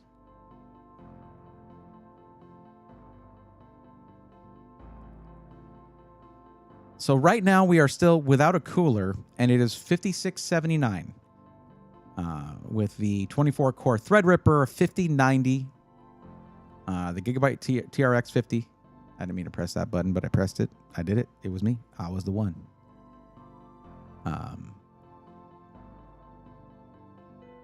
So yeah, this is 8 terabytes of storage here, and you still have 2 more M.2 sockets on there, so you're good to go. Of course, remember this, Michelle. This motherboard has dual Ethernet, and you have one 2.5 gig and one 10 gig. You could have a 10 gig NAS for local storage, and that is very, very fast. And something you can also build upon if you run out of M.2 sockets on the motherboard. But 4 is pretty damn good. Pretty good. Also, dual USB 4. So there's that. Let's just say for now, because this is the closest in price to the Ice Giant, we'll go with the Silverstone. Throw that on there, and you're looking at about, what, $6,000? $6,109. Man, the power supply being $550. The storage is still $650. $660 with 8 terabytes. Okay. The 5090 is $2,300. There are times when they have a $2,000 or $2,050 5090. They just don't have it there right now. 128 gigs of DDR5 5600 CL28 ECC memory. The motherboard, the TRX 50 motherboard, and the 7960X. Plus a Fractal X North XL. We should add a few extra fans so you can put a couple of side intake fans. That might be a good idea.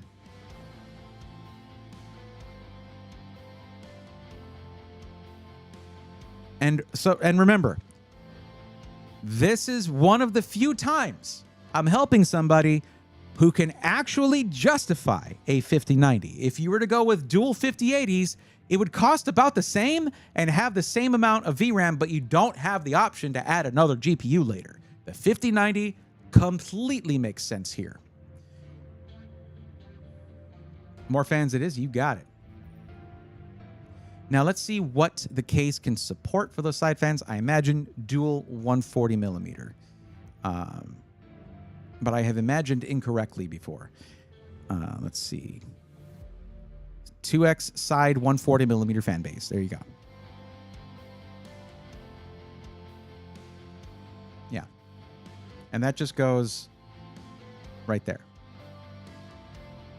And with the mesh side panel, it's actually going to draw air directly into the GPU and help cool that. Now, I got to check something really quick. I do have to check something really quick. 1 second. Where is that Gigabyte motherboard? Well, I'll just bring it up here.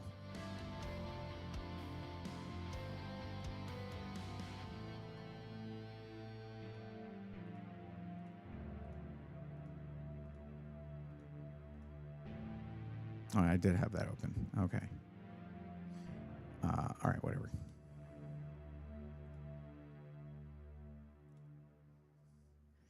So this is...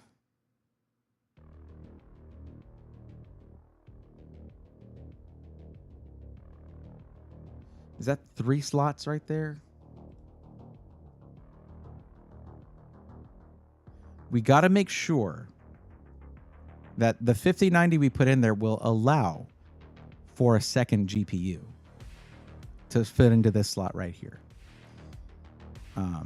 But yeah, that looks like 3 slots available right there. So let's see which one we chose here and make sure it's not going to interfere. I don't know, actually. This is a pretty big 5090.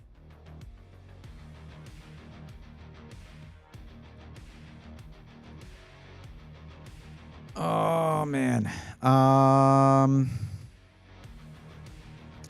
Darn. That might not work. Redemption 77 said, oh, memory. Make sure you get something on the QVL. Well, this was a bundle put together by Micro Center. Micro Center put this bundle together. We'll check the QVL. Yeah, don't trust it. Okay.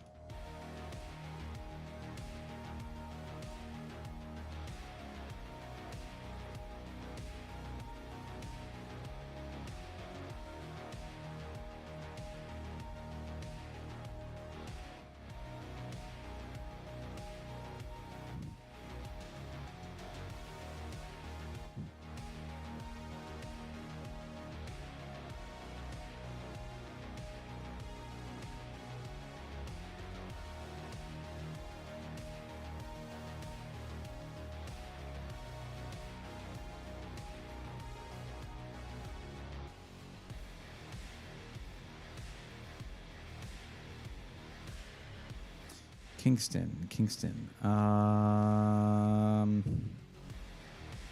Yeah, 556R2.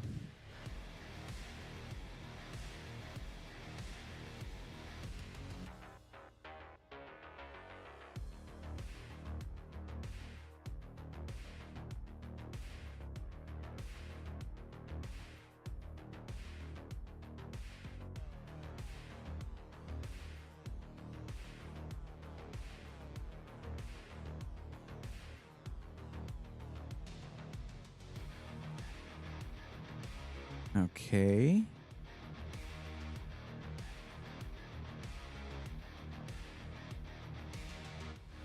KF556R2. KF556R2. 8RBE2K8. 8RBE2K4. Oh, okay.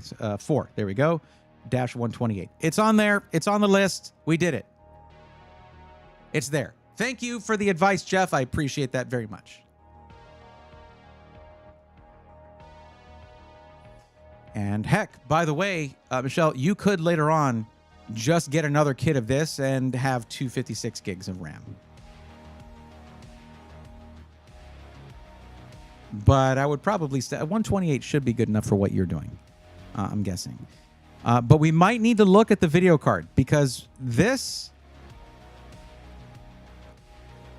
right here, right here, these are set 3 slots apart.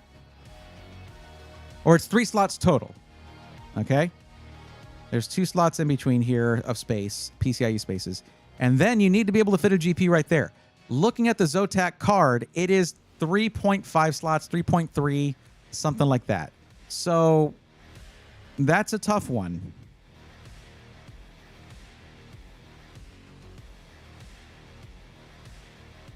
Yeah, Jeff, that might be why Stream Ripper just doesn't boot now, because that RAM might not have been on the QVL.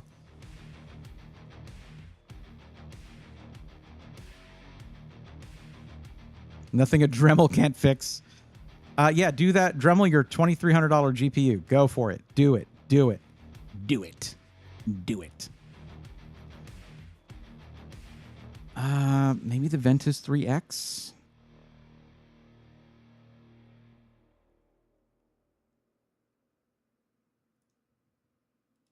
Let's just check a few of these.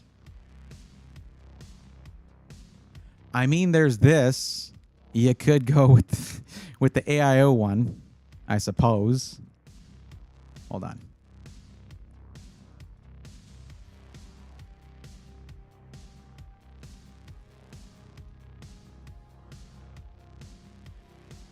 Oh, come on.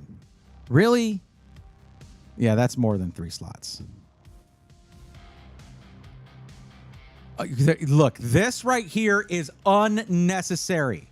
It is unnecessary. Why would they do that?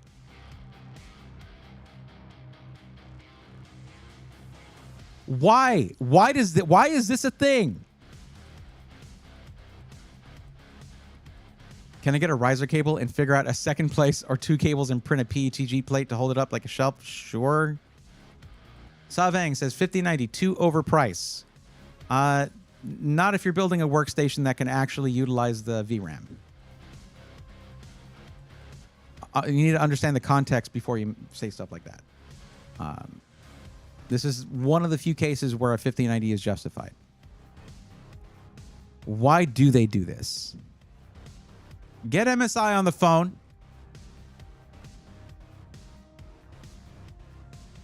It's not MSI. They're all doing it. They are literally all of them doing it.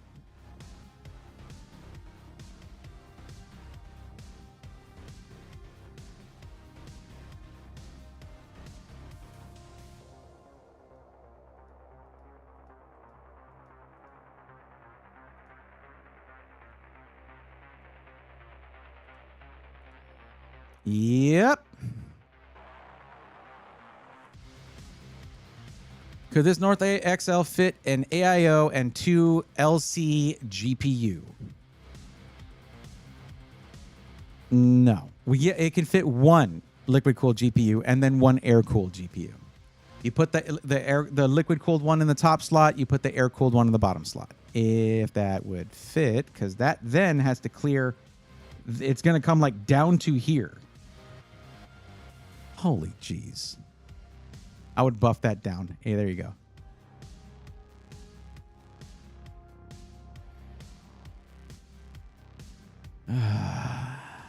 All right. So what I'm talking about is this.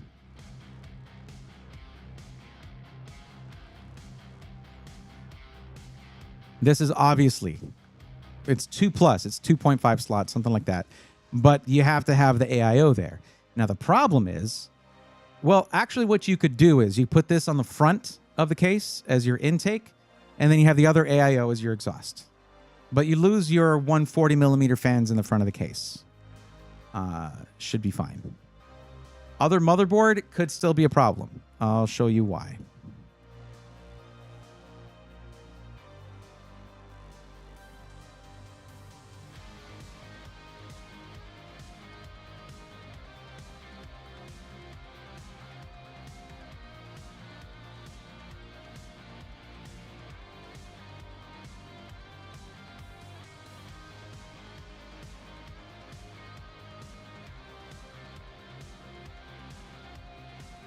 Now, it is nice that you can actually, you know what? This might actually work. It could work.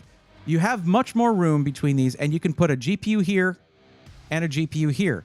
But if you have a 3+ slot GPU and you have like your power supply shroud right there, it's going to hit that. Unless you get a low profile GPU or like a lower profile GPU for your second 5090. Yeah. Just stack the AIO. It's fine. You know, it's like one step forward, two steps back with the trust here, Jeff.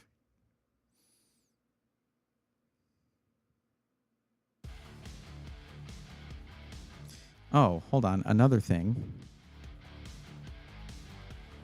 No, that's not what I was looking for.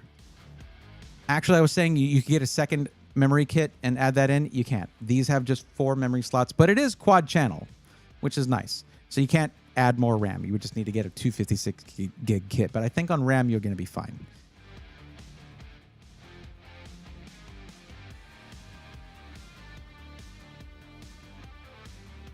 But on the Asus motherboard, yeah, you can fit, like this GPU on top here isn't going to interfere with the one down here, but you're running into other issues with this bottom GPU. It needs to not hit the bottom of the case.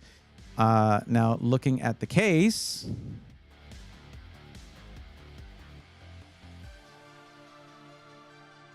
let's see what that looks like on the inside real quick. My God, I don't know if anyone else is. Yeah. Hey, you know what? No one else has filled up. Michelle, thank you for this build, by the way. I felt way more productive than I would have otherwise in the stream because it is taking up most of it, which is great. We like that. What was I looking at? Oh, no. There it is.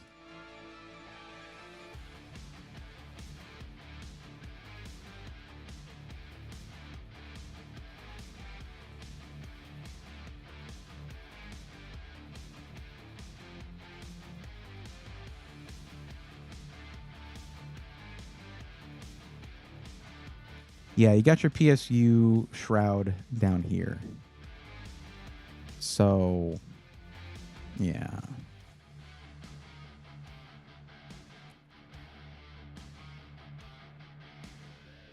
The Northfit's 25090s, I put the one I was going to send you in as a second one, so my spreadsheets would be faster.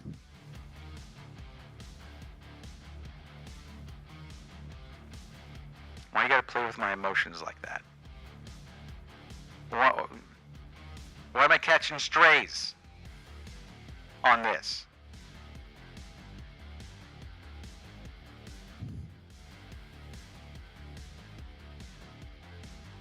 Okay, Michelle, you got it.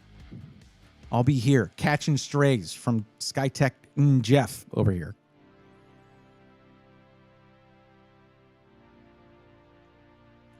Just get the thinner style ones. What do you mean the thinner style ones? Just get a thin 5090. Oh, sure. You mean like a Founders Edition? They don't have it. GPUs. Founders Edition. It's not. I've looked at all the ones they have. No, just get 3 slots. That's what I'm looking at. Like, this is what they consider 3 slot. That's not 3 slot, but that's what they call it. Like, Jeff, look at the back plate too. Even the back plate juts out unnecessarily. They fit. All right, if you say so. Not my money, I guess.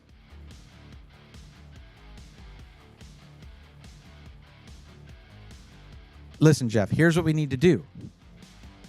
Send me the 25090s, plus the Fractal build, plus the Threadripper CPU and motherboard, and we'll find out the scientific way.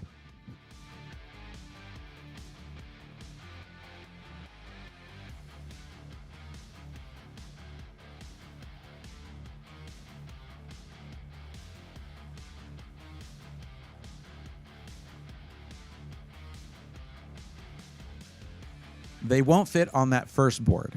Okay, but will they fit on the Asus because of the higher slot? Okay. So we go here.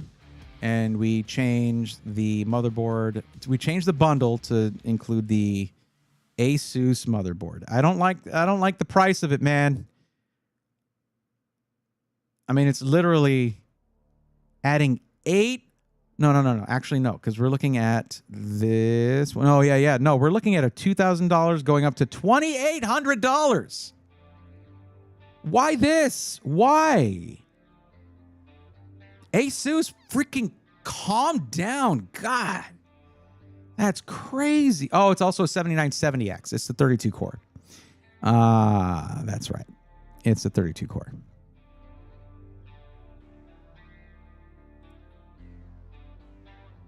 Okay. I guess.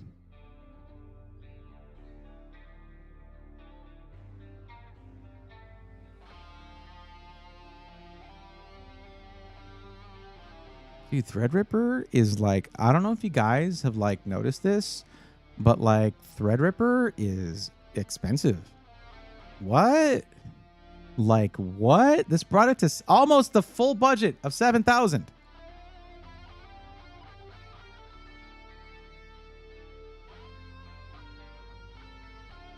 Huh? Really? Really? Yeah. It's right there. Yeah. Isn't that crazy?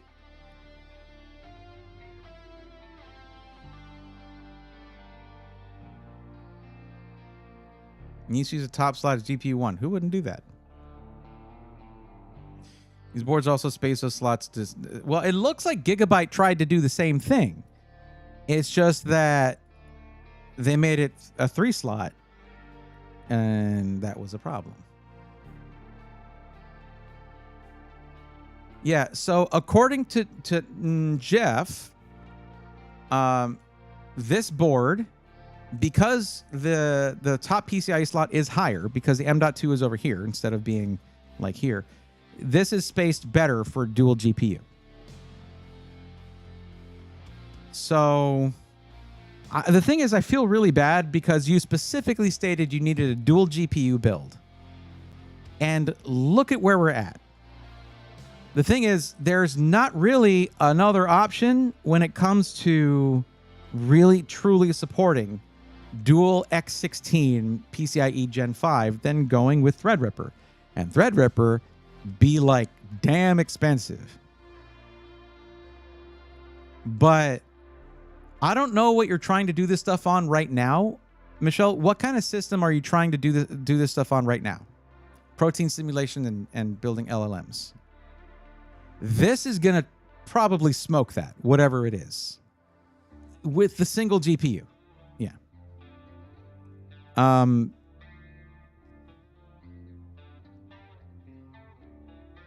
If you like specifically just need a ton of VRAM, I mean, maybe you could go out and find a couple used 3090s with that'd be 48 gigs of VRAM, or 4090s, I guess. But actually, no, she will end up using a second 5090.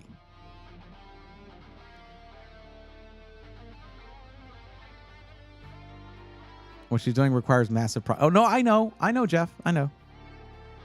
And massive processing means massive money. So, an i12 and a 4070 Ti Super, lol. Wow, yeah, this is going to be a little better than that. The other thing is, to go with this bundle, we ended up with a 32-core CPU, the 7970X. 32 cores, 64 threads. There you go.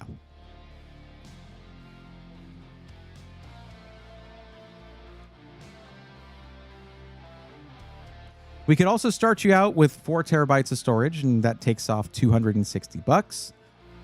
Or let's see. It's all in order to potentially support the 2 of these. Yeah, $550 for the power supply, and we went with the $430 cooler. That's still about $200 less than the Ice Giant one.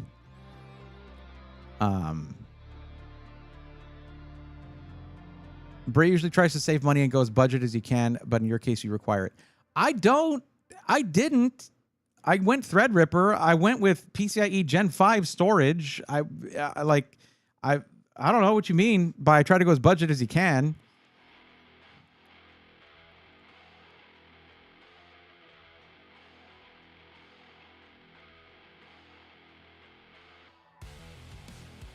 Usually. I mean, I guess so.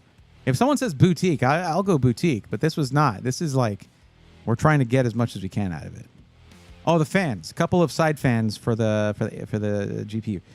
I hope it'll clear the width of the GPU. How much? Well, let's just... if the fans don't fit, you can take them back, I guess. Let's just get a couple 140 millimeter fan size. 140.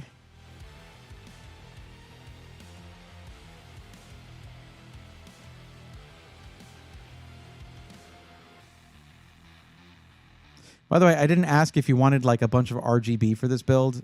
Let me know if you do. They clear, just don't get like Arctic thick ones. Okay.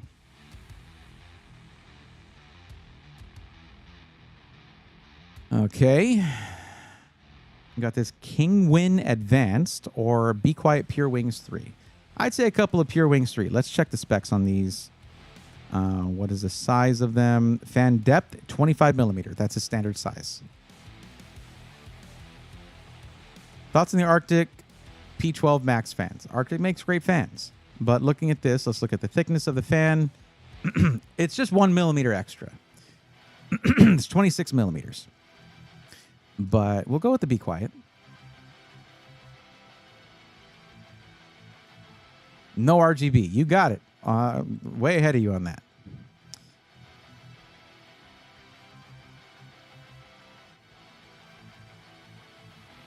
So glad I not want a Threadripper. It's my first time I see Braythorn not speeding through a parts list. Well, the good thing is, I mean, Michelle, this was the perfect stream to do this. Because I was like jonesing for something to use my brain power and my stress levels were too low. I needed something to bring them up. Like that's, you know, some people are thrill seekers. I like to think I'm a stress seeker. Because if you act like you're seeking it out, you can trick yourself into not having a mental breakdown on live TV. Okay. Also, if I get the 9060 XT with only 4 Gen 4 lanes, will the bottleneck be much of an issue? I wouldn't do that, Peckish. I would try to... You want to give a GPU a good home, as good a home as you can. Meaning, you don't want your motherboard to be the bottleneck. The GPU should be its own bottleneck. Yeah, more stress, please. Well, this is everything. The thing is, you could go and get this stuff tomorrow and build this thing. Or you can hold off for the Ice Giant cooler. In that time, one of two things will happen. Either the $200 or $300 cheaper 5090 will come back into stock, or the ones that are $2,300 here will be out of stock later on. So that's a tough one. But you can spend a few weeks like looking for the cheapest 5090 possible. I don't know. Maybe your school, your college department there might have a source for them. I don't know. That'd be cool.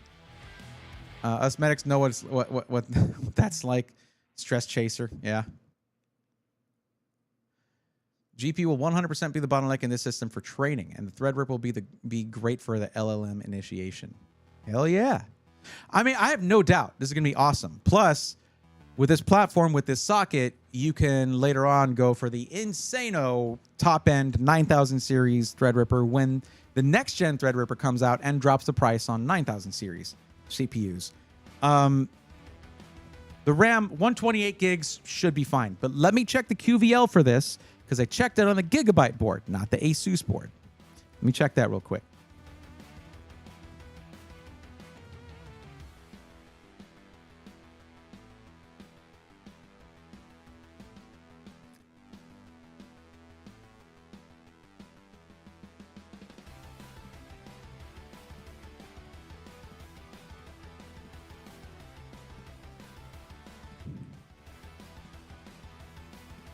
And there it is. Nice. Nice. Yeah, you're good.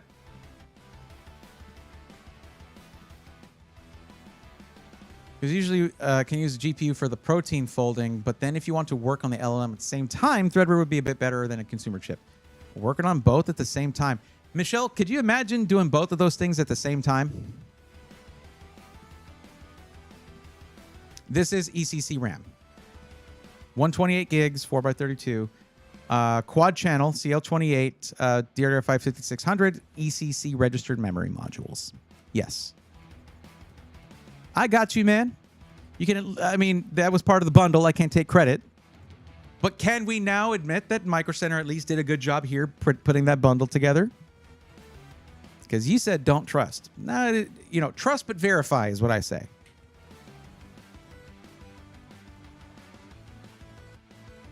Now, Michelle, you know the deal when it comes to a Micro Center build. Go on in there and save the build. I also added those 2 fans, so you do have that.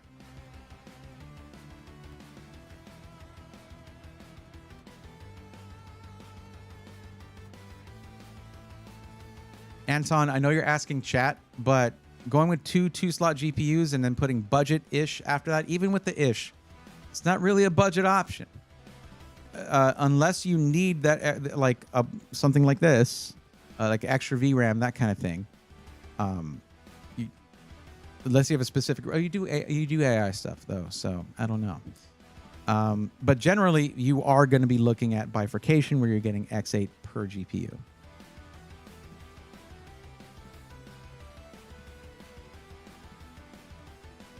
Not much of a choice. Preferably, it will only be for about 5 months, and I'll get a 9600X or 7800X 3D, depending on money, because I'm kind of stuck with 8500G. I'm stretching my budget for Christmas to get the 9060 XT 16 gig. Now, my birthday, we should have a bunch more money. Oh, okay, yeah. I feel you. Well, I mean, if it's a temporary bottleneck, Peckish, do it. Do what you got to do. Damn, was thinking of the future. I mean, like I said, Anton, if you know that you're gonna, if you're aware that you're gonna be on X8 on both slots on a consumer grade motherboard, then you're good to go. You're prepared for that. Saved, excellent. Oh boy, that's a hell of a build. That was, whew.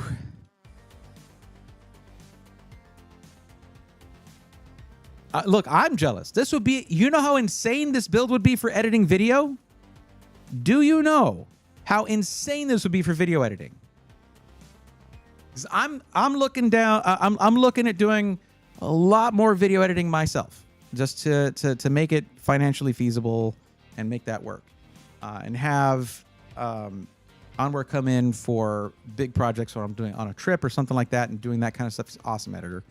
But I'm looking, and yeah, the 265K is one of the top 3 CPUs for video editing right now for consumer grade desktop CPUs. But man, Threadripper, 128 gigs of ECC memory, 5090. This thing is gonna rip. Also, Gen 4x4 has 16 gigs and it's only a 20 gigabit per second GPU, so it's not crazy.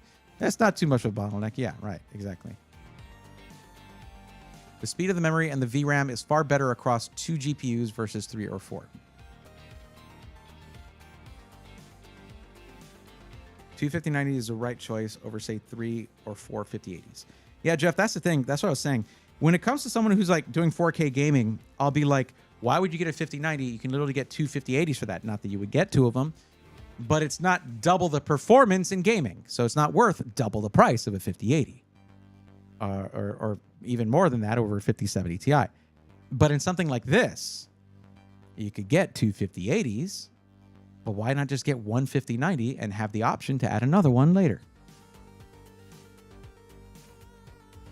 Michelle, I am so excited for you on this. That is a monster of a PC. Damn. Damn.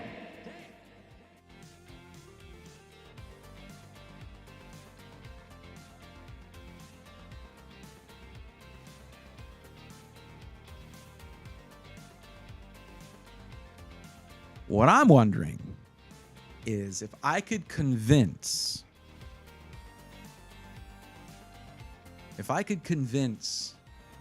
Alan Splave PCs, if I could convince him that it's worth sending someone has less than 40K subs on YouTube a Threadripper system for testing, for review. I don't think so. I don't think he'd go for that. He's a great guy, but he's also a savvy dude. Yeah. I've never had an SI send me anything Threadripper, and it makes sense. It's fine. Most of my audience wouldn't jive with it anyway. This thing's gonna put out some heat. It is. Oh yeah, 100%. Michelle, you might want to consider investing in a pretty monstrous UPS.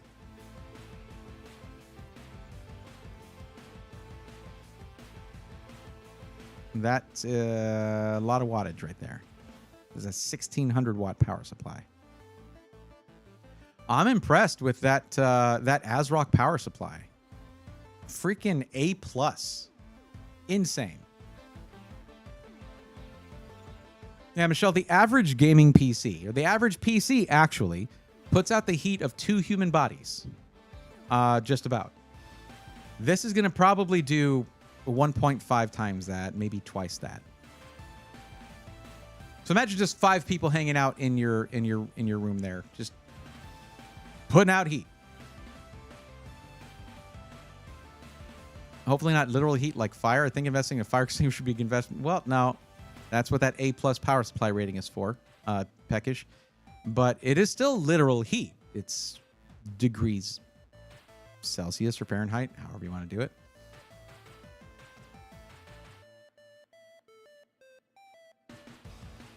There's 2 5090s. Nope, single 5090 for now. 1 5090. UPS will last about 10 seconds. I mean, you might need an enterprise grade UPS, Jeff. They do exist.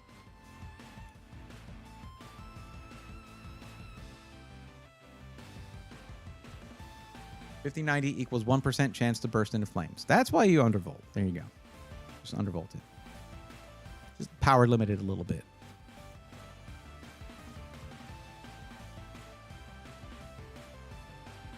Like 0.001% chance, but it's for a dramatic effect. Yeah. Michelle, plug that 12V 2x6 in all the way, please. Just for me. Did my little super chat show? No super chat showed up, Anton, unfortunately.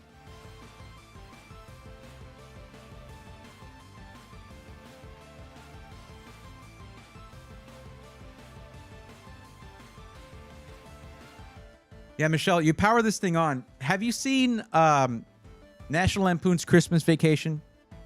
It'll be like when he plugged in all the Christmas lights and the whole neighborhood, the whole city dimmed, and then in the power station they like freaking cranked the whole lever and then like it powered up, and yeah. That's what we're looking at. The 12VH power connector needs some extra locking mechanism on it to make sure it's all the way in. Well, that's why they're using, Peckish, 12V 2x6, which has the shortened sense pins so that it won't work if it's not plugged in all the way. Supposedly. That's the theory anyway.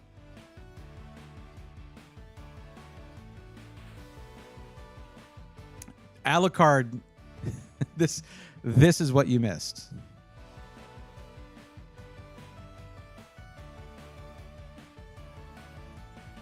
Threadripper build, 5090, and for the future, a second 5090.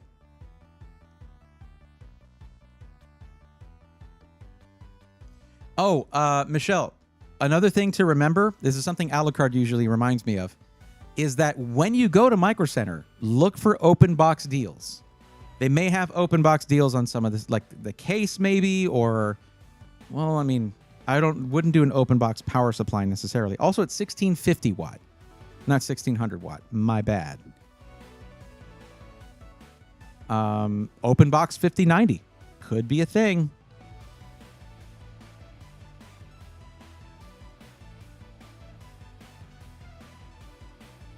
Was the power connector on the side? If so, might want right angle connectors if you're using the side fans. Oh, that's a good point.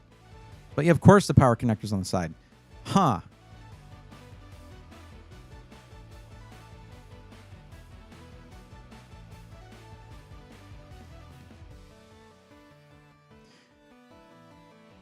Like I know Cable Mod has those right angle 12V 2x6 that can go directly to the power supply, like replacement cables.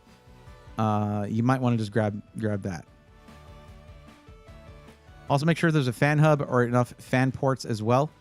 Package, the AIO should come with at least a PWM splitter, and I mean it's a fractal case. They're very good about putting fan hubs in there. And if there's a problem with that fan hub, they're very good about reporting it voluntarily to consumers for recall. So that's fractal for you. Some power supplies are coming with the right angle cables. This one does not.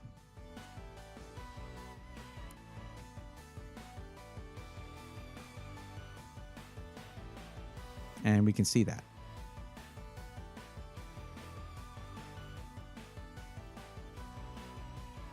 Yep. Standard looking cables right there. They do have the coloring on the connector plastic that should basically there's a lime green part of the connector. When you plug it in, that should be completely gone. Like you shouldn't see it at all. Then your cable's fully seated. But yeah, you might want to get a Cable Mod replacement cable with a 90-degree angled connector. The downside is you need to know what direction that 12V 2x6 connector, the port is on the GPU, so you pick the right cable. So let's look at that real quick.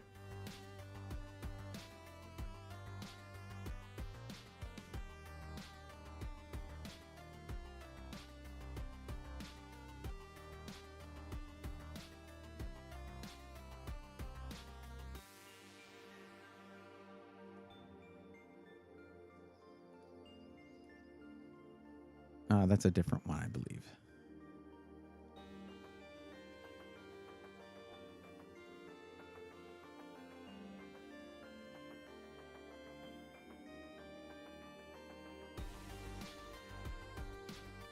That's the wrong side of the card. Show me the freaking connector. I think that's it. Oh, man.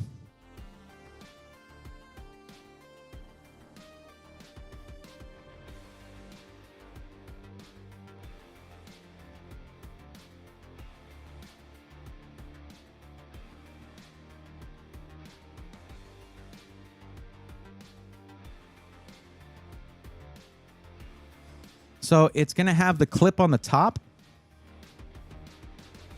Basically, when you have this thing plugged in, it's going to have the sense pins on the bottom and the clip on the top. So let's see. Let's actually go to Cable Mod's website, see what they got.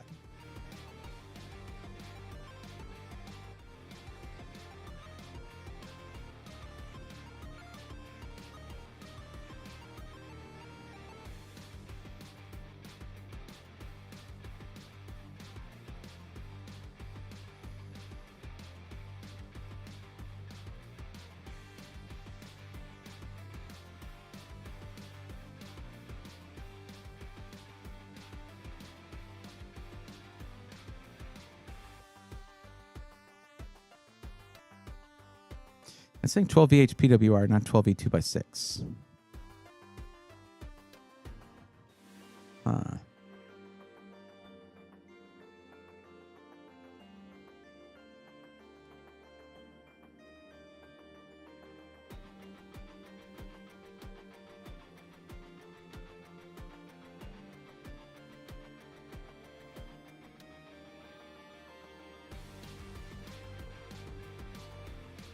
This ain't helping. And then there's a stealth sense, but it's not no 90-degree connectors on here. Top option.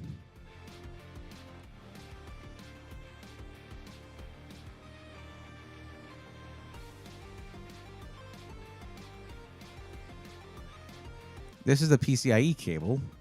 That's a replacement cable.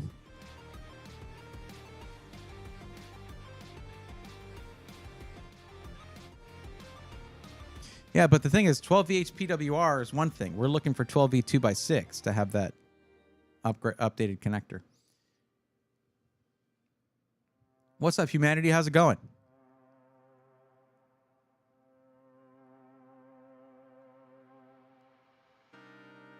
My pre-installed fan hub in my case, AeroCool P300C, very low quality budget case, was faulty. About a replacement. It should be at my door any minute now. Okay, there you go. I'm glad that got there.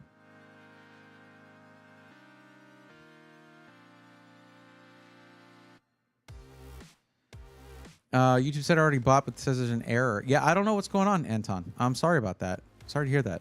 But thank you. Thank you for trying to do that. I do appreciate it.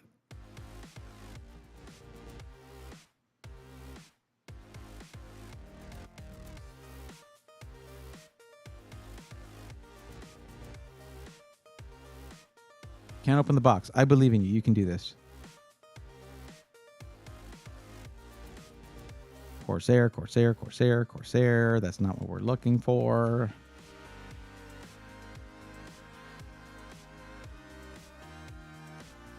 These are for specific power supplies. But like, look, 12V PWR and 12V 2x6 are standardized pinouts. It should work for any power supply that has that port on it. So I don't know what the deal is with this.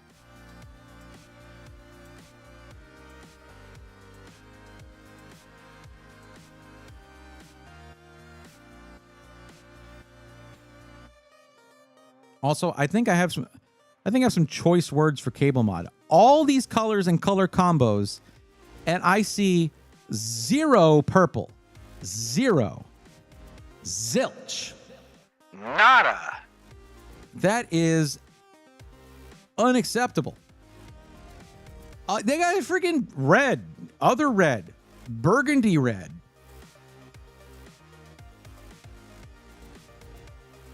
That's a terrible color. What are you doing? Where's the purple?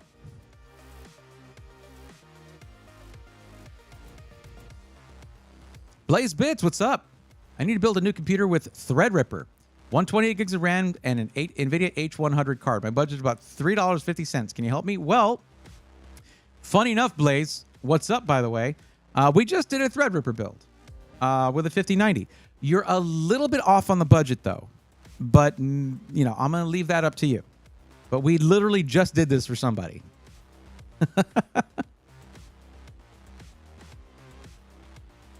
I'm sure you can figure it out. I do have a concern, though. Cable mod is so expensive, IMO. It's not in your opinion. It's true. It is. I got Co-Link cable kits. I usually go Asia Horse, but, what's up? Two Wolf Design. How's it going? Have to order custom order purple ones. I just did it. Nice. Purple is bae. Unacceptable. Blaze. Clearly, we are of a like mind. But yes. Looks like AM5 with 870E motherboard could support. X870E could support 2X RTX 5060 Ti 16 gigs. Well, yeah. Yes. And X8 on each slot should be fine for the 5060 Ti. Shouldn't bottleneck it at all. Should be fine. Because that's PCIe Gen 5 on the card and PCIe Gen 5 likely on the motherboard. So yeah. A few plasma donations and I'm set. Awesome. I can't wait. Threadripper is nuts. Even with the bundle discount you're getting from Micro Center here. And this is 7000 series Threadripper. Right? But it's not the cheapest one. It's a 32 core. With a pretty insane motherboard and 128 gig kit of RAM and a 5090. Okay, I mean, this build obviously should be expensive. Like, yeah. All right, you got it, Peckish. We will be here. I think. What time is it? It's 11:12. I did it, chat. I did it. Almost, what is that? 3 hours for one build. Oh, my goodness. Michelle, what an adventure. I can't believe you stuck it out through the whole thing. Thank you for being so patient. Jeff, I see your trolling. I see it, and it's appreciated. Thank you. It just means, I know it means you care.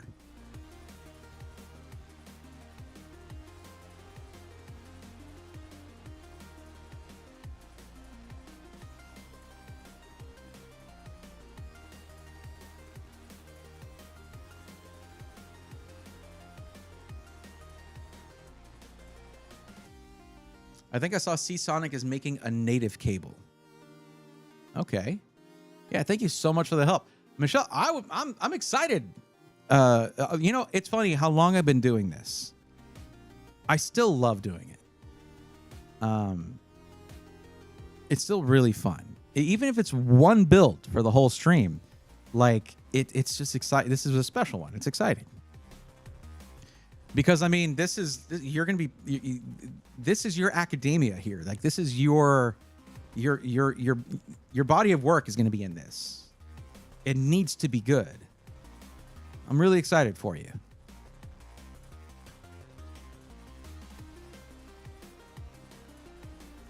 Most fun thing for me to do after PC helped anyone. I mean, yeah. I mean, that's one of the things. Half of the reason for learning stuff is to pass the knowledge on. I truly believe that. The other half is obviously for you to use it. I don't think I should have to say that. That's, yeah. This is going to be my baby. It's going to be a big, loud baby.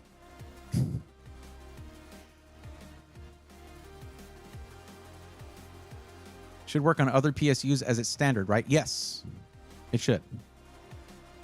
It's Washcloth says, Tom Segura, look, it's not the first time I've been compared to the ever so handsome Tommy Buns. I'll take it every time. Thank you. Joe Panico heading out. Have been fun listening, watching the mega build. Catch you next time. You got it, Joe. Have a good one. Oh, man. Michelle, I'm like half tempted to be like, hey, send it over here. I'll build it for you on stream. But you build your own stuff. You don't need me to do that. This would be fun, though. Also, it's way too much money for me to be like, yeah, I'll just build this while I'm entertaining people. That's stressful. It's stressful enough doing that with like a $260 CPU or a $500 CPU even. But like a $2,000 CPU, nah, I'm good. You have fun with that. Although it is really cool socketing a Threadripper. Even though it was like 2000 series Threadripper, old stuff, I still had a lot of fun building Streamripper, and I wish it worked. The RAM that I have in it is the RAM that Adam from PC World sent me along with the rest of the parts, and I appreciate that. But it might not have been on the QVL. Probably not. It's like, I don't know, Trident, DDR4. Not exactly, yeah, anyways. And it's not QVL, but then again, I had QVL memory to put in there, and it didn't work because 2000 series Threadripper was even more picky about memory, which is just great. I was so excited to have all those PCIe lanes, man. This thing has served me really well, though, to be clear. I got to tell you, Jeff, when we spec'd out this like 2K gaming and streaming system for Black Friday, we did a good job because I've been streaming on this thing since I had it. And freaking awesome for streaming. It has done everything I've needed it to. And coming off of that fried 14900K where it was crashing my stream, every stream at least once, it's been awesome. May actually be seating, not the memory. You mean like as in how I socketed the CPU maybe? I mean, I followed all the steps.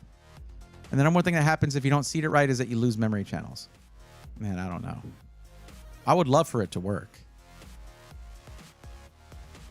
Are you saying yes 100% to our Black Friday gaming streaming system? I bet you reseat it and they come back. That'd be cool. I'd love it. I'll give it a try. K579 Signal. Welcome to the stream. I'm new here. What is your opinion on the NVIDIA RTX 5090 Beast? It costs an arm and a leg. Well, if you need it, it costs what it costs. If you're just gaming, guess what? You don't need a 5090 because it costs twice as much as a 5080. You can literally buy two 5080s for the price of a 5090, but you don't get double the gaming performance with a 5090. People who should get a 5090 are those who need that VRAM, like the build we just did, Signal. So my opinion on the 5090 is that it depends on the context. If you're doing something that requires 32 gigs of VRAM and you can actually use it, cool. Or if you're just gaming but you have unlimited budget, buy whatever the hell you want. But most people don't have unlimited budget, and that's perfectly valid. So the 5090 becomes invalid at that point.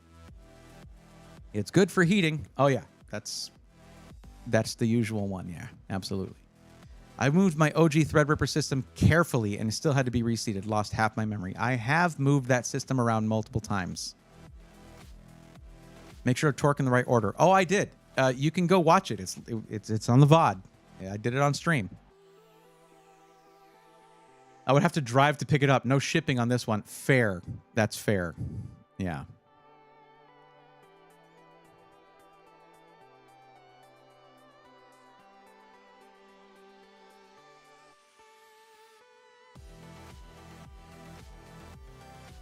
You moved it, you have to reseat it. That's ridiculous, though. That sucks.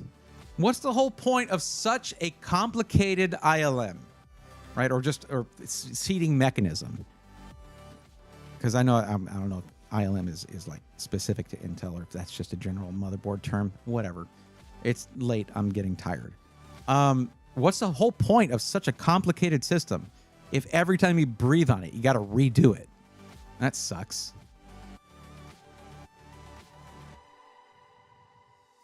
I had to do it 3 times to get my memory back. You know, I'm pretty sure I've mentioned this to you before, Jeff, and you never told me that. I've mentioned it on stream, well, at least not that much recently, but plenty of times.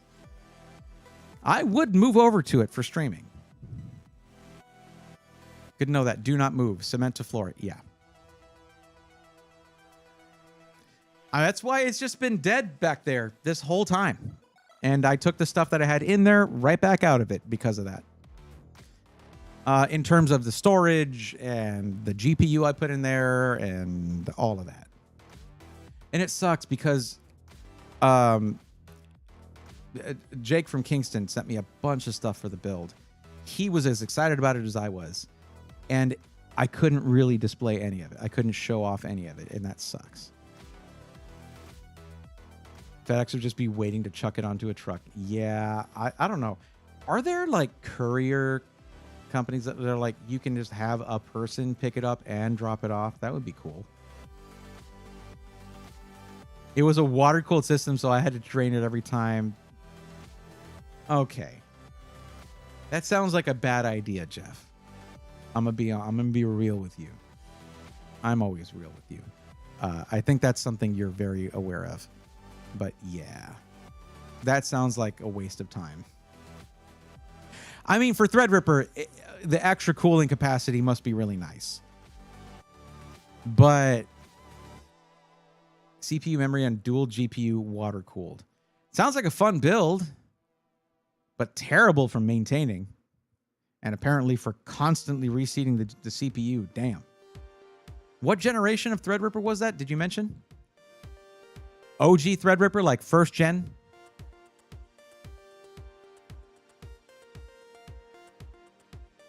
Yeah, I heard that was the worst for that kind of thing. So maybe that's what it was.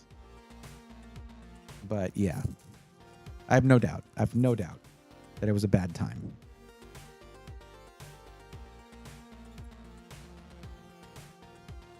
Well, that was a ton of fun. Michelle, I'm happy to be part of that. And I hope this thing serves you well. I know it will. What am I talking about? I know it will.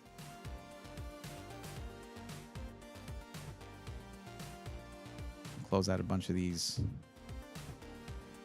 You did say that you saved it, so I can close the Micro Center thing. Okay. I'm kind of stoked about that 1650 watt ASRock power supply. I kind of want one. Last gen isn't as bad, but still picky. Latest gen, but still picky. You got it. Bro, there's a crazy tight screw and I can't undo it with one hand. My other is in insane pain. Oh, that's unfortunate, Peckish, and unexpected. I don't even like it when thumb screws are over tightened to where I need a tool for that. Like, that's why it's a thumb screw. But man, I'm sorry to hear that. Sure did save it. Heck yeah. All right.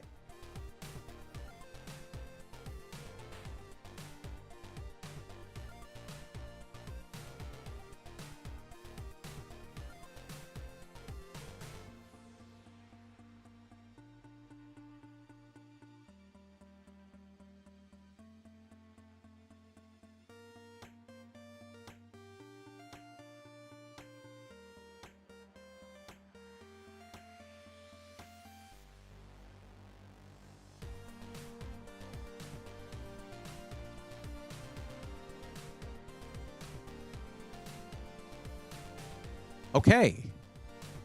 Dad to the rescue. Awesome. I learned the Corsair 7000 cases are heavy, brand new. I had no idea the weight till I pulled it out of the box. It's a giant case. It's a very big case.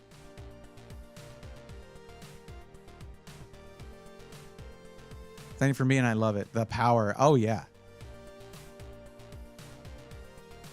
Oh, what, Jeff? What is this? What happened? Why did you do that? What are you, a traitor to your own company?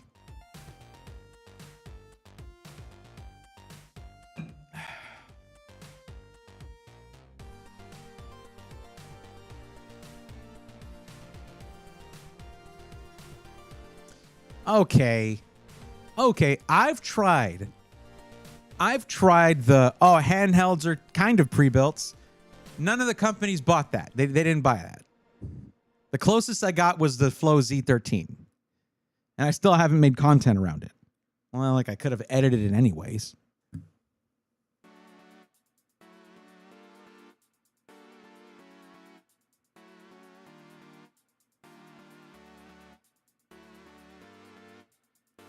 But the ROG Xbox Ally is exciting for one reason, and one reason alone. The version of Windows they're putting on there. I've heard that some enterprising people have hacked it to where they could use that version of Windows on other handhelds, but what about on just a PC? I wonder how that would run. Would you have to have a touchscreen? Is it like a critical feature for it?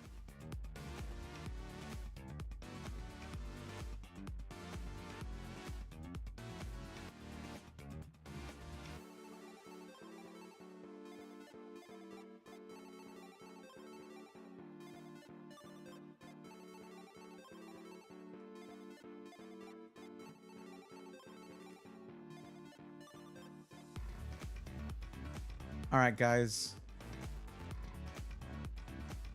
For those of you in Twitch chat, we're going to be rating my friend Emmett. Looks like he's doing a discussion thing for an upcoming subathon, but that's just fun, just chatting stream with a good buddy of mine that I'm probably going to be seeing at TwitchCon here coming up soon. Thank you so much for hanging out. If you're watching on YouTube, feel free to follow the link in the description over to the Twitch channel to join me on the raid. This is an awesome speedrunner. You should drop a follow, and you get a little preview of what they're going to be doing for their subathon. I'll be back on Sunday, and Sundays are now going to be, at least for the meantime, more PC matchmaking. And if nobody shows up for that, we'll do some gaming. Anyway, that's going to be it for tonight, everybody. Michelle, super excited for you. Thank you for bringing us an awesome build for the stream. Jeff, I'll talk to you tomorrow. And guys, I'll see you all on Sunday. Till then, take care.